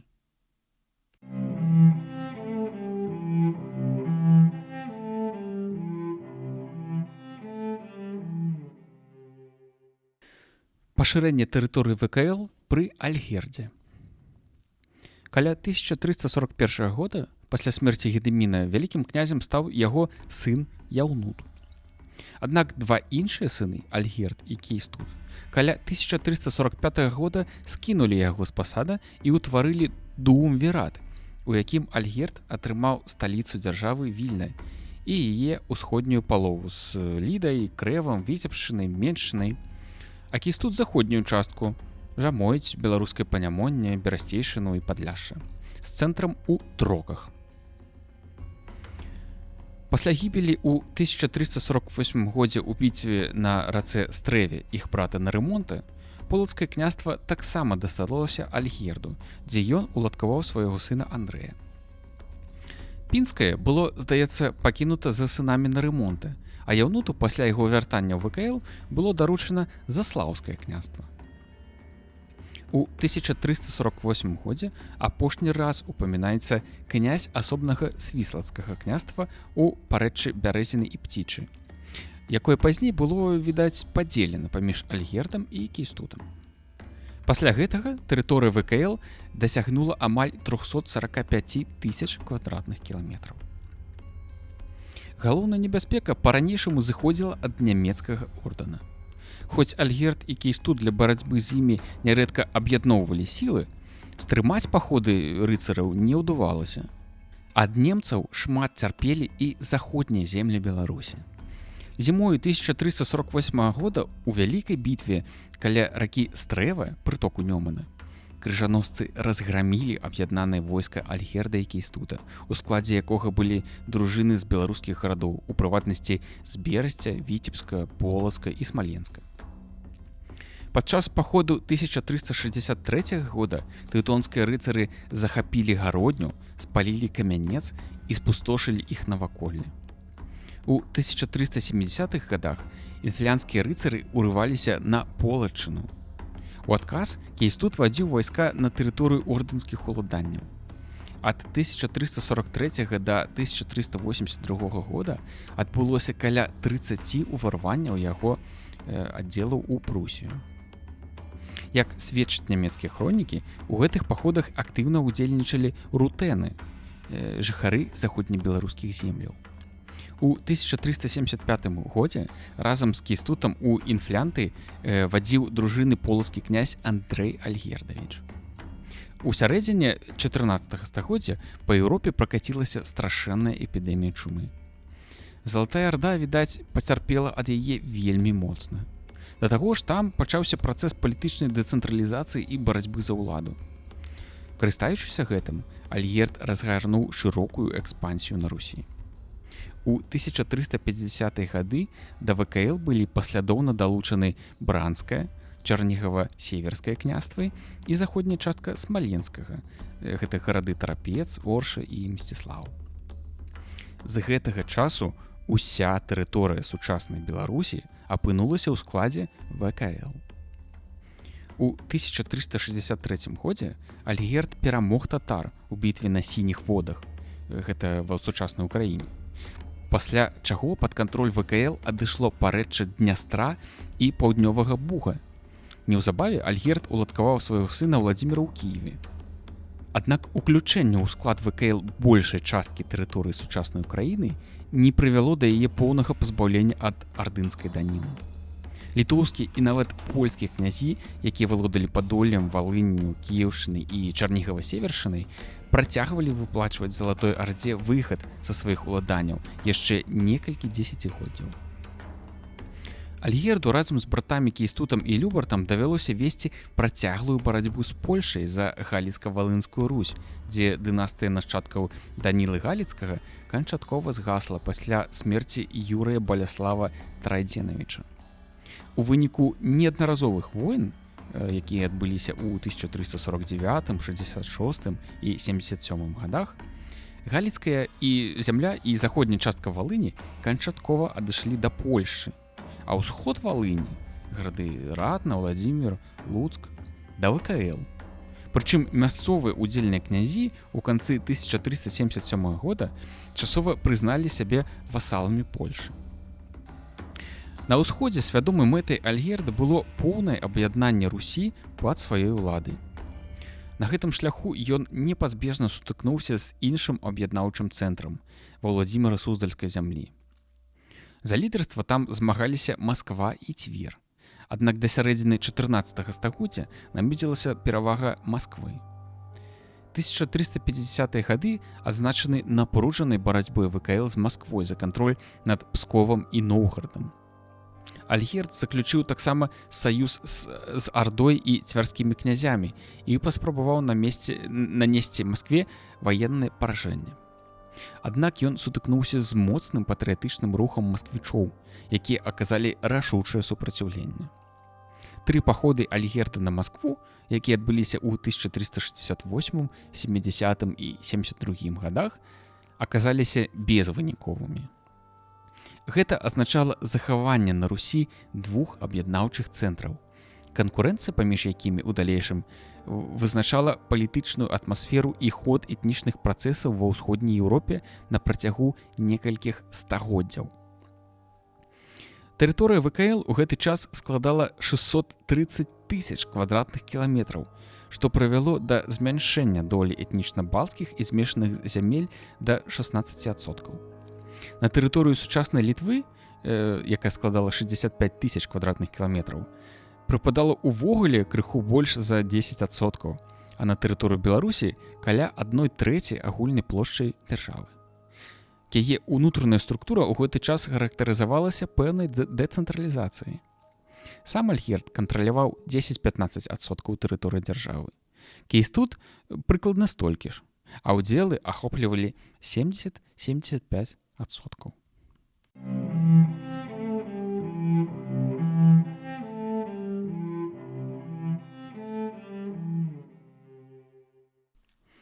Этнічны фундамент ВКЛ. Беларусь і Літва ў другой палове 13 стагоддзя. З самага пачатку свайго існавання ВКЛ было двухэтнічнай дзяржавай, у якой землі сучаснай Беларусі займалі значную частку тэрыторый, а іх насельніцтва адыгрывала істотную ролю ў дзяржаўтваральных працэсах. Літоўскі князь Міндух канчаткова дасягнуў аднаасобнай улады ў сваёй радавой вотчыне так званай літоўскай зямлі ў вузкім сэнсе. Дык вось Міндух канчаткова дасягнуў аднаасобнай улады толькі пасля таго, як атрымаў кантроль над княствамі беларускага панямоння. Вельмі верагодна, што менавіта баярскія дружыны Наваградка, Гародні і іншых гарадоў, якія прызналі Міндуха сюзерэнам, далі яму магчымасць здзейсніць цэнтралізатарскія памкненні і захапіць вотчыны бліжэйшых родзічаў і васалаў, то бок пляменнікаў Таўцвіла і Радзівіла. Наколькі можна меркаваць на падставе урывачных звестак, для Міндоўга этнічныя пытанні не адыгрывалі вызначальнай ролі пры ўмацаванні ўлады. У аўтэнтычных і падробленых граматах Міндоўга, выдадзеных ім Тэўтонскаму ордэну з 1253 па 60-е гады, у якасці сведкаў выступаюць яго родзічы і бароны з выключна літоўскімі імёнамі. Але з валынскага летапісу вядома, што яго ваяводам быў Хвал. Мяркуючы па імені, ён быў, верагодна, русінам. Іншым ваяводам Міндоўга і, напэўна, бліжэйшым да рацам быў рускі князь альбо баярын Яўстафій Канстантінавіч. Не выключана, што ў раду Міндоўга ўваходзілі і мясцовыя наваградскія баяры, хоць непасрэдных звестак пра гэта няма. Затое вядома, што пры Таўцвіле ў бытнасць яго полацкім князем важную ролю адыгрываў мясцовы баярын, які выдаў яго на меры саперніку, князю Траняце, што і стала прычынай гібелі Таўцвіла. Не выклікае сумненняў вызначальная роль, якую адыгрывала баярства на беларускіх княстваў у прыходзе да ўлады сына Міндоўга, Войшалка. Пасля забойства бацькі ён знайшоў прытулак і дапамогу ў Пінску. Менавіта мясцовы князь даў яму войска, з якім Войшалк заняў Наваградак і сабраў там прыхільнікаў бацькі, каб з імі падпарадкаваць літоўскую зямлю. У далейшым, пры прывядзенні да паслушэнства нальшчанскай і дзевалтоўскай зямель істотную ролю адыгрывала дапамога з боку галіцкага князя Шварна Данілавіча, якому Войшалк пазней і перадаў уладу. Але без дружын панямонскіх гарадоў, напэўна, таксама не абышлося. У ліфлянскай рэфармаванай хроніцы прыгадваецца ўдзел рускіх і ў дзеяннях Войшалка супраць Тэўтонскага ордэна, якія дазволілі яму захаваць кантроль над спрэчнымі жамойцкімі тэрыторыямі. Там жа адзначаецца, што пасля перамогі Войшалк даў волю хрысціянам у Літве. Бясспрэчна, што рукамі Войшалка галіцка-валынскія князі дасягалі ўласных палітычных інтарэсаў, у тым ліку падпарадкавання яго дзяржавы сваёй уладзе. Аднак у разлікі жыхароў беларускага панямоння зусім не ўваходзіла ўключэнне іх зямель у склад галіцка-валынскага княства, залежнага ад Залатой Арды. Аказваючы падтрымку Міндоўгу і Войшалку, яны шукалі сваёй уласнай выгады. Аб трываласці гэтай падтрымкі сведчаць ускосныя, але вельмі красамоўныя факты. Нягледзячы на ваенныя і палітычныя поспехі галіцка-волынскіх князёў, якія ў 1250-е гады тройчы захоплівалі Панямонне, а пасля адрачэння войшалка ўвогуле падначалі яго сваёй уладзе, сувязь наўгародскай зямлі з Літвой захавалася. Нават больш, гарады Панямоння не адасобіліся ад Літвы і пры Трайдзене, якога валынскі летапісец малюе ворагам хрысціян. Падчас яго панавання галіцка-татарскае войска таксама двойчы штурмавала Наваградак і Гародню. Калі б мясцовае насельніцтва лічыла Трайдзеня ворагам і захопнікам, гэта быў бы вельмі зручны момант, каб выйсці з-пад яго ўлады. Такога, аднак, не адбылося, і няма падстаў лічыць, што панямонскія гарды ад валынян баранілі выключна літоўскія гарнізоны, а не самі жыхары. Аб сумесным змаганні рускіх і літвінаў супраць крыжакоў ёсць непасрэдныя звесткі ў хроніцы Пятра з Дусбурга. Калі ў 1296 годзе набег тэўтонскіх рыцараў дасягнуў Гародні, у сутычцы з імі удзельнічаў рыцар Рутэн, трэба меркаваць мясцовы гарадзенскі баярын. Гэты ж храніст прыводзіць яшчэ адзін красамоўны выпадак. Калі ў 1305 годзе крыжацкае войска знянацку ўварвалася ў Літву, супраць яго выступіў сам вялікі князь Віцень са сваімі дарадцамі, якія якраз былі скліканы на раду альбо парламент. Адзін з іх, што загінуў у паядынку з нямецкім рыцарам, таксама аказаўся рутэнам. Гэта сведчыць, што беларускія баяры ўваходзілі не толькі ў войска, але і ў раду Віценя.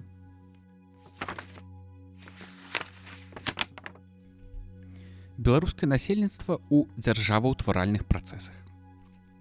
У цэлым, адносіны паміж продкамі беларусаў і літоўцаў у другой палове 13 стагоддзя, першай палове 14 можна вызначыць як сімбіёз, у якім кожны з бакоў меў сваю зацікаўленасць. Верагодна, толькі пры дапамозе літоўскіх князёў жыхары беларускага Панямоння і Полачыны пазбеглі ардынскай даніны у часы, калі татары неаднаразова спрабавалі іх заваяваць. Акрамя таго, наяўнасць у складзе ВКЛ беларускіх зямель істотна павялічвала яго магчымасці процідзейнічаць крыжацкай экспансіі. Вельмі цікава было б высветліць, якую ролю ў станаўленні ВКЛ адыгрывала славянскае насельніцтва, якое, паводле археалагічных даных, існавала на тэрыторыі Вільна яшчэ з 12 стагоддзя. Аднак пісьмовыя крыніцы нічога пра гэта не паведамляюць. Літоўскія ж археолагі па палітычных матывах прытрымліваюцца тактыкі замоўчвання гэтых фактаў. Між тым, археалагічныя матэрыялы пры аб'ектыўным стаўленні да іх, магчыма, дазволілі б прасачыць, ці паменшала колькасць славянскіх матэрыялаў на тэрыторыі Літвы ў час вызвалення літвінаў ад данніцкай залежнасці і пазней, у перыяд утварэння ВКЛ. Магчыма, крывіцкі элемент у літвінскім асяроддзі адыгрываў не апошнюю ролю ў фарміраванні палітыкі першых вялікіх князёў, а таксама ў забеспячэнні пануючага строя прадметамі раскошы, зброяй і іншымі рэчамі мясцовай творчасці. Прадстаўнікі беларускіх зямель прымалі ўдзел у кіраванні дзяржавай і пазней. Пры Гедыміне выключную ролю адыгрываў гарадзенскі намеснік Давыд. Ён не толькі паспяхова бараніў ад крыжакоў Наваградак падчас аблогі ў 1314 годзе, але і ўзначальваў войска ВКЛ у паходах у Прусію, Эстонію, Мазовію і Бранденбургскую марку ў 1319-26 годах. А ў 1323 годзе часова быў князем у Пскове. Паходжанне Давыда дакладна невядомае. Пскавічы звярталіся да яго пры запрашэнні на княжанне як, цытата, «да князя свайго Давыда», што дало падставу некаторым даследчыкам лічыць яго сынам пскоўскага князя Даўмонта Тимофея, выхадца з Літвы. Аднак нельга выключыць і чыста славянскае паходжанне Давыда. Нават калі ён і сапраўды меў літоўскае паходжанне, яго ўпамінанні выключна пад хрысціянскім іменем сведчаць пра яго русіфікацыю. Гэта, аднак, не перашкодзіла яму пэўны час быць ледзь не другім чалавекам у дзяржаве. Спецыфічным было становішча ў складзе ВКЛ полацкага і віцебскага княстваў.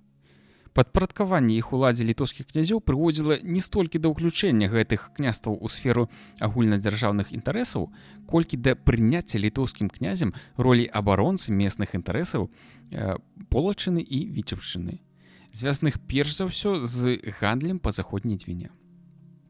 Прынамсі, асноўныя звесткі пра гэтыя гарады пад літоўскім панаваннем зводзяцца да гандлёвых дагавораў з Рыгай, якія літоўскія князі рэгулярна абнаўлялі ад імя Полацкай і Віцебска, як гэта рабілі славянскія князі азначаных гарадоў. У адной з грамат у 1338 годзе вялікі князь Гедымін выразна падкрэслівае, што яна складзена ад імя не толькі князёў, але і гарадоў Полацкай і Віцебска. Сын Гедыміна, Нарымонд Глеб, які, верагодна, княжыў у Полацку, падчас бітвы на Стрэве ў 1348 годзе названы рускім каралём.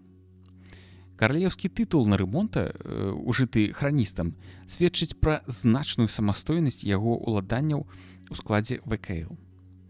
Наступны полацкі князь, Андрэй Альгертавіч, таксама дзейнічаў пераважна ў інтарэсах полацкай зямлі і амаль не прымаў удзелу ў агульнадзяржаўных акцыях.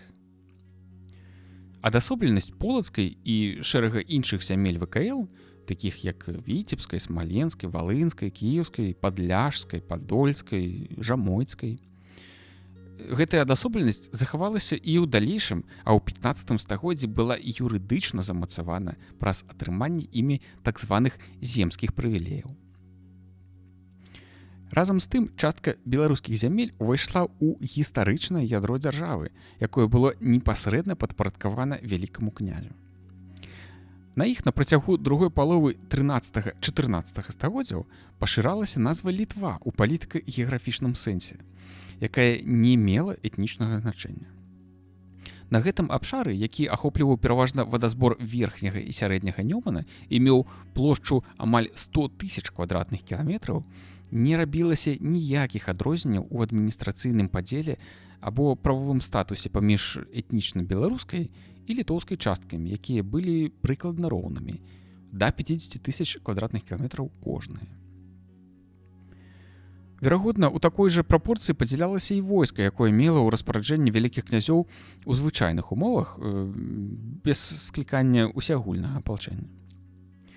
Вярхоўная ўлада належала дынастыі літоўскага паходжання, але гэтая дынастыя распачала дзяржаўнае будаўніцтва, не маючы неабходных уласных традыцый.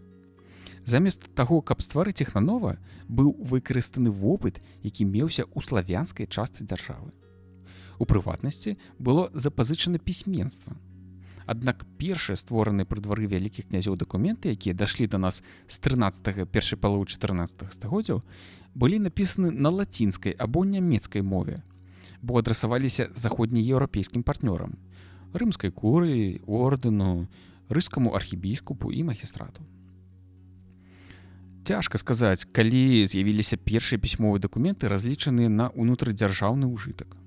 Аднак амаль несумненна, што яны пісаліся на так званай старажытна-рускай мове, гэта літаратурнай мове Кіеўскай Русі, у якую вельмі рана пачалі пранікаць мясцовыя дыялектныя рысы і польскія запазычанні.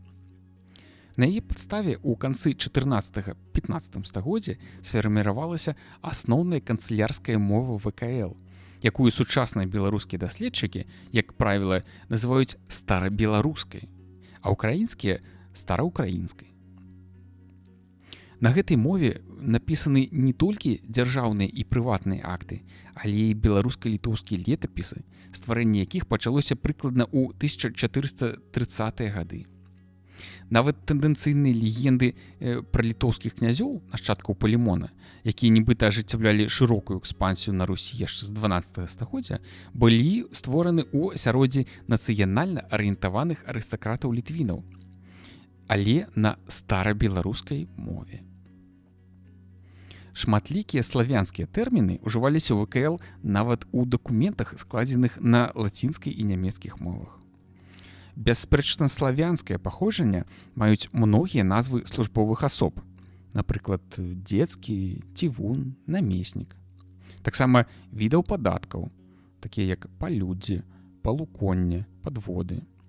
І таксама адзінак падаткавыкладання, саха, устаў, лукно, пуд.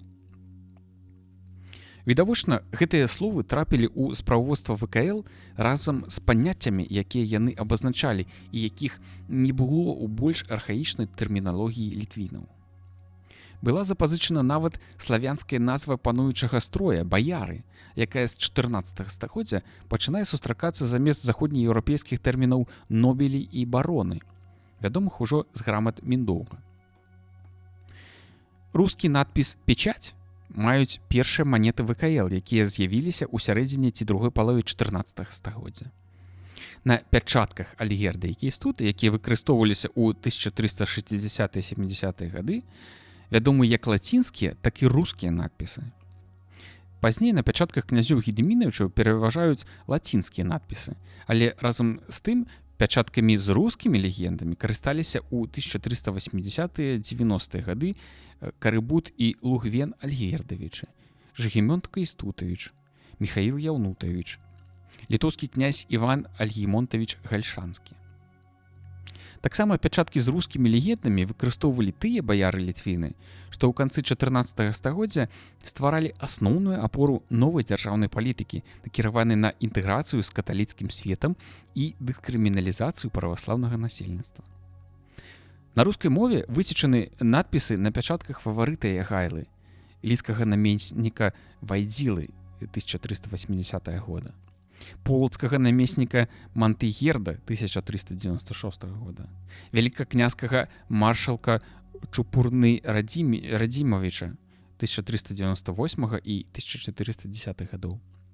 Таксама ковенскага намесніка Сунігайлы таксама 1410 года. Напэўна, усе гэтыя пячаткі былі зроблены не заходнееўрапейскімі, а рускімі рэшчыкамі. Невядома дакладна, на якой юрыдычнай падставе ажыццяўляўся на землях ВКЛ суд. Першы агульнадзяржаўны збор законаў, судебнік вялікага князя Казіміра Ягайлавіча, быў запісаны ў 1468 годзе, таксама на старабеларускай мове.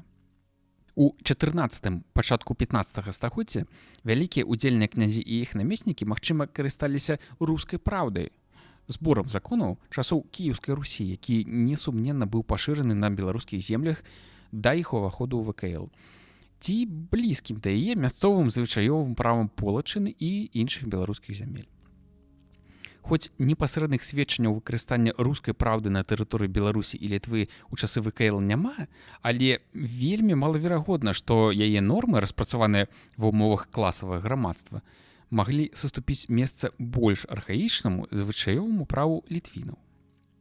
Прынамсі, юрыдычная тэрміналогія, зафіксаваная ў судебніку Казіміра, вельмі блізкая да тэрміналогіі старажытнарускага права, хоць сэнс многіх тэрмінаў і меры пакарання істотна змяніліся за стагоддзі.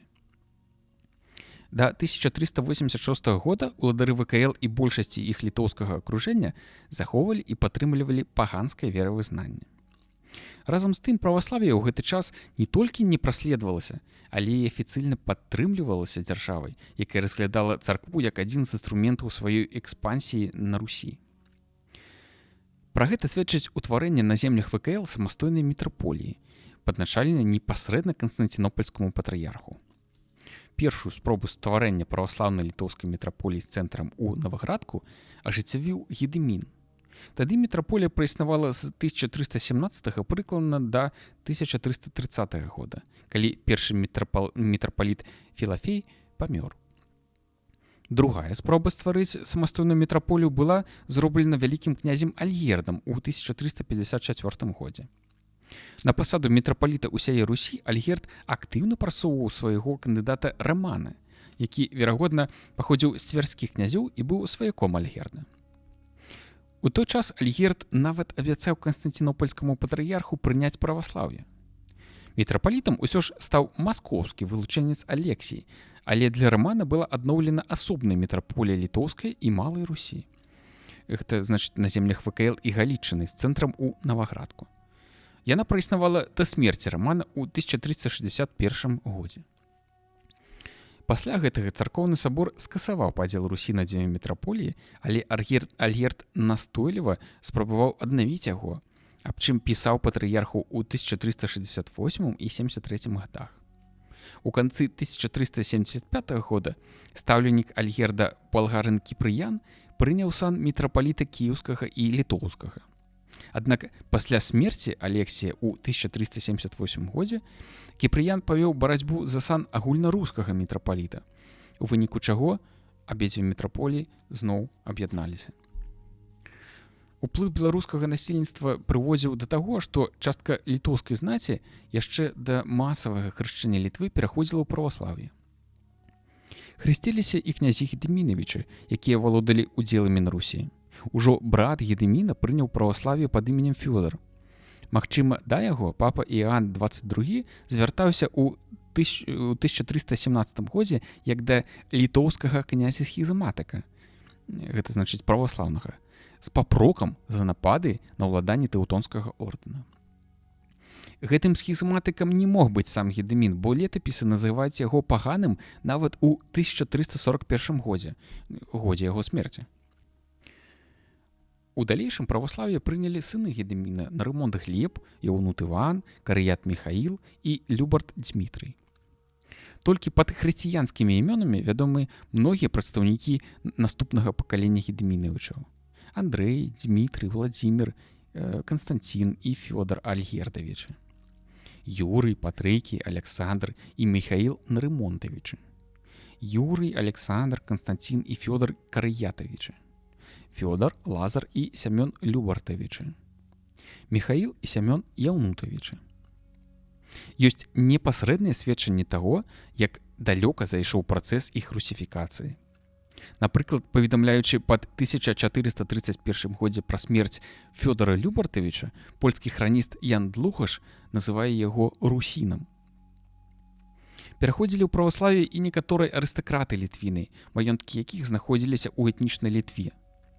Так, праваслаўным быў паплечнік Вітаўта ў канцы 14 стагоддзя князь Іван Альгімонтавіч Гальшанскі, радавая вотчына якога, гальшаны, знаходзілася хоць на тэрыторыі сучаснай Беларусі, але ў старажытным арэале ўсходне-літоўскіх курганаў у першапачатковай Літве. У дакуменце, складзеным у тэўтонскім ордэне ў 1409 годзе з мэтай скампраметаваць у вачах захаду палітыку Уладзіслава Ягайлы, у палемічным запале нават сцвярджалася, што там, дзе сярод літоўскага этнасу адзін ахрышчаны паводле каталіцкага абраду, знойдзецца добрая сотня ахрышчаных паводле рутэнскага абраду. Прычым ёсць яны і сярод знаці. Вялікая колькасць рутэнаў, магчыма, у іх склад залічвалі і ахрышчаных у праваславе літвінаў, была ў Аўкштоце ўжо ў другой палове 14 стагоддзя. Хроніка Віганда з Марбурга пры апісанні крыжацкіх набегаў на землі паміж Нёманам і Віляй у 1360-80 гады паведамляе пра захоп у палон не толькі літвінаў-паганцаў, але і рутэнаў. Пад 1383 годзе Віганд піша пра паход на Вільню як абшчыну рутэнаў. У той час у Вільні праваслаўнае насельніцтва, напэўна, сапраўды складала большасць. Аб гэтым сведчыць сабраныя польскім даследчыкам Ахманскім звесткі пра вялікую колькасць храмаў у канцы 14 стагоддзя. 12 праваслаўных у параўнанні з 6 каталіцкімі. Колькасць рутэнаў пастаянна павялічвалася за кошт прытоку мігрантаў з тэрыторыі Беларусі. У 15-16 стагоддзях у Трокскім павеце на тэрыторыі сучаснай Літоўскай рэспублікі вядомы маёнткі са славянскімі назвамі Высокі двор, Руднікі, а ў Віленскім павеце Быстрыца, Падбярэзне і іншыя. Апрача прасоўвання славян на тэрыторыю этнічнай Літвы адбываліся і сустрэчныя міграцыйныя рухі, у выніку чаго арэал змешанага насельніцтва ўключаў фактычна ўсю Літву ў палітыка-геаграфічным сэнсе. Верагодна, менавіта ў гэты час на Беларусі, па-за абшарамі арэала ўсходне-літоўскіх курганоў, з'явіўся шэраг вёсак з назвамі тыпу Літва ці Ліцвяны, а таксама іншыя паселішчы над назвамі з літоўскімі карнямі, такія як Айнаравічы, Бакшты, Ішкладзь і іншыя.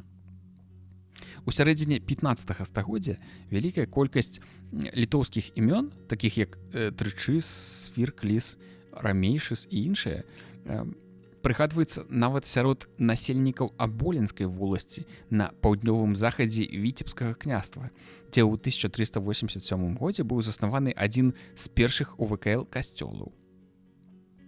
Няма падстаў лічыць гэтых літвінаў рэшткамі неасіміляванага да славянскага насельніцтва. Напэўна, яны былі пераселены ў Віцебскае княства ранейшымі ўладальнікамі, Ягайлам ці яшчэ яго бацькам Альгердам, якім адначасова належала і крэўскае княства ў Літве.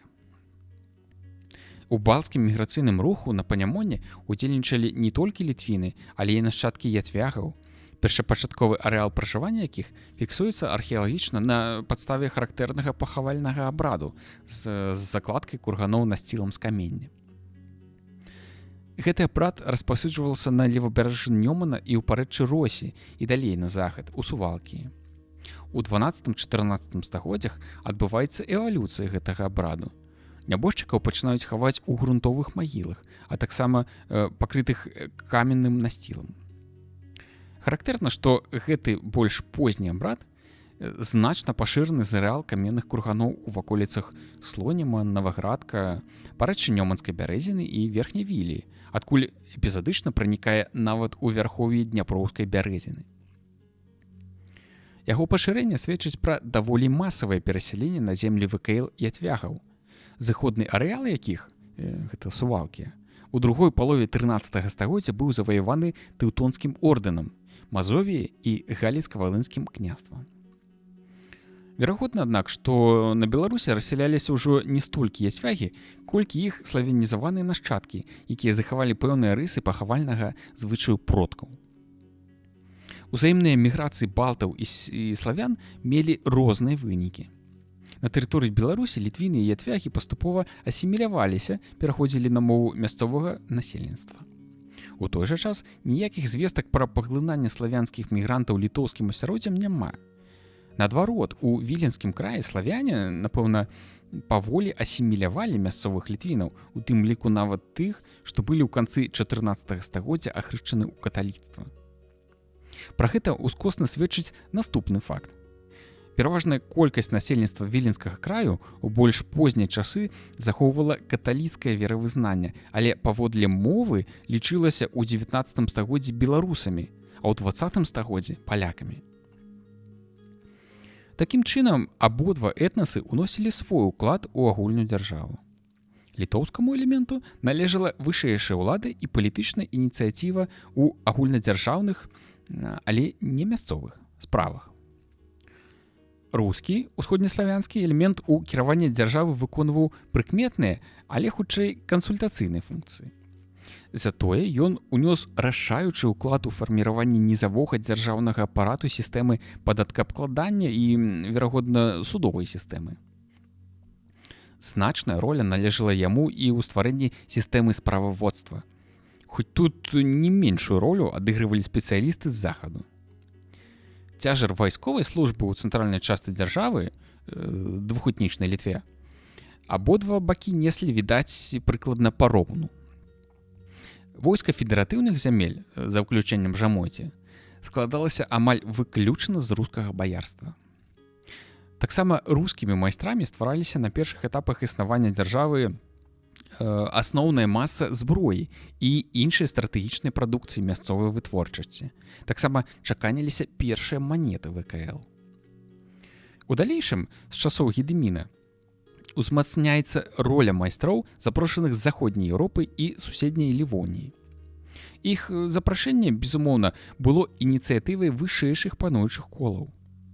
Сумесныя дзеянні новага заходнееўрапейскага і старога літоўскага элементаў ігралі рашаючую ролю ў агульнай пераарыентацыі дзяржаўнай палітыкі на захад, якая адбылася ў апошняй чвэрці 14 стагоддзя.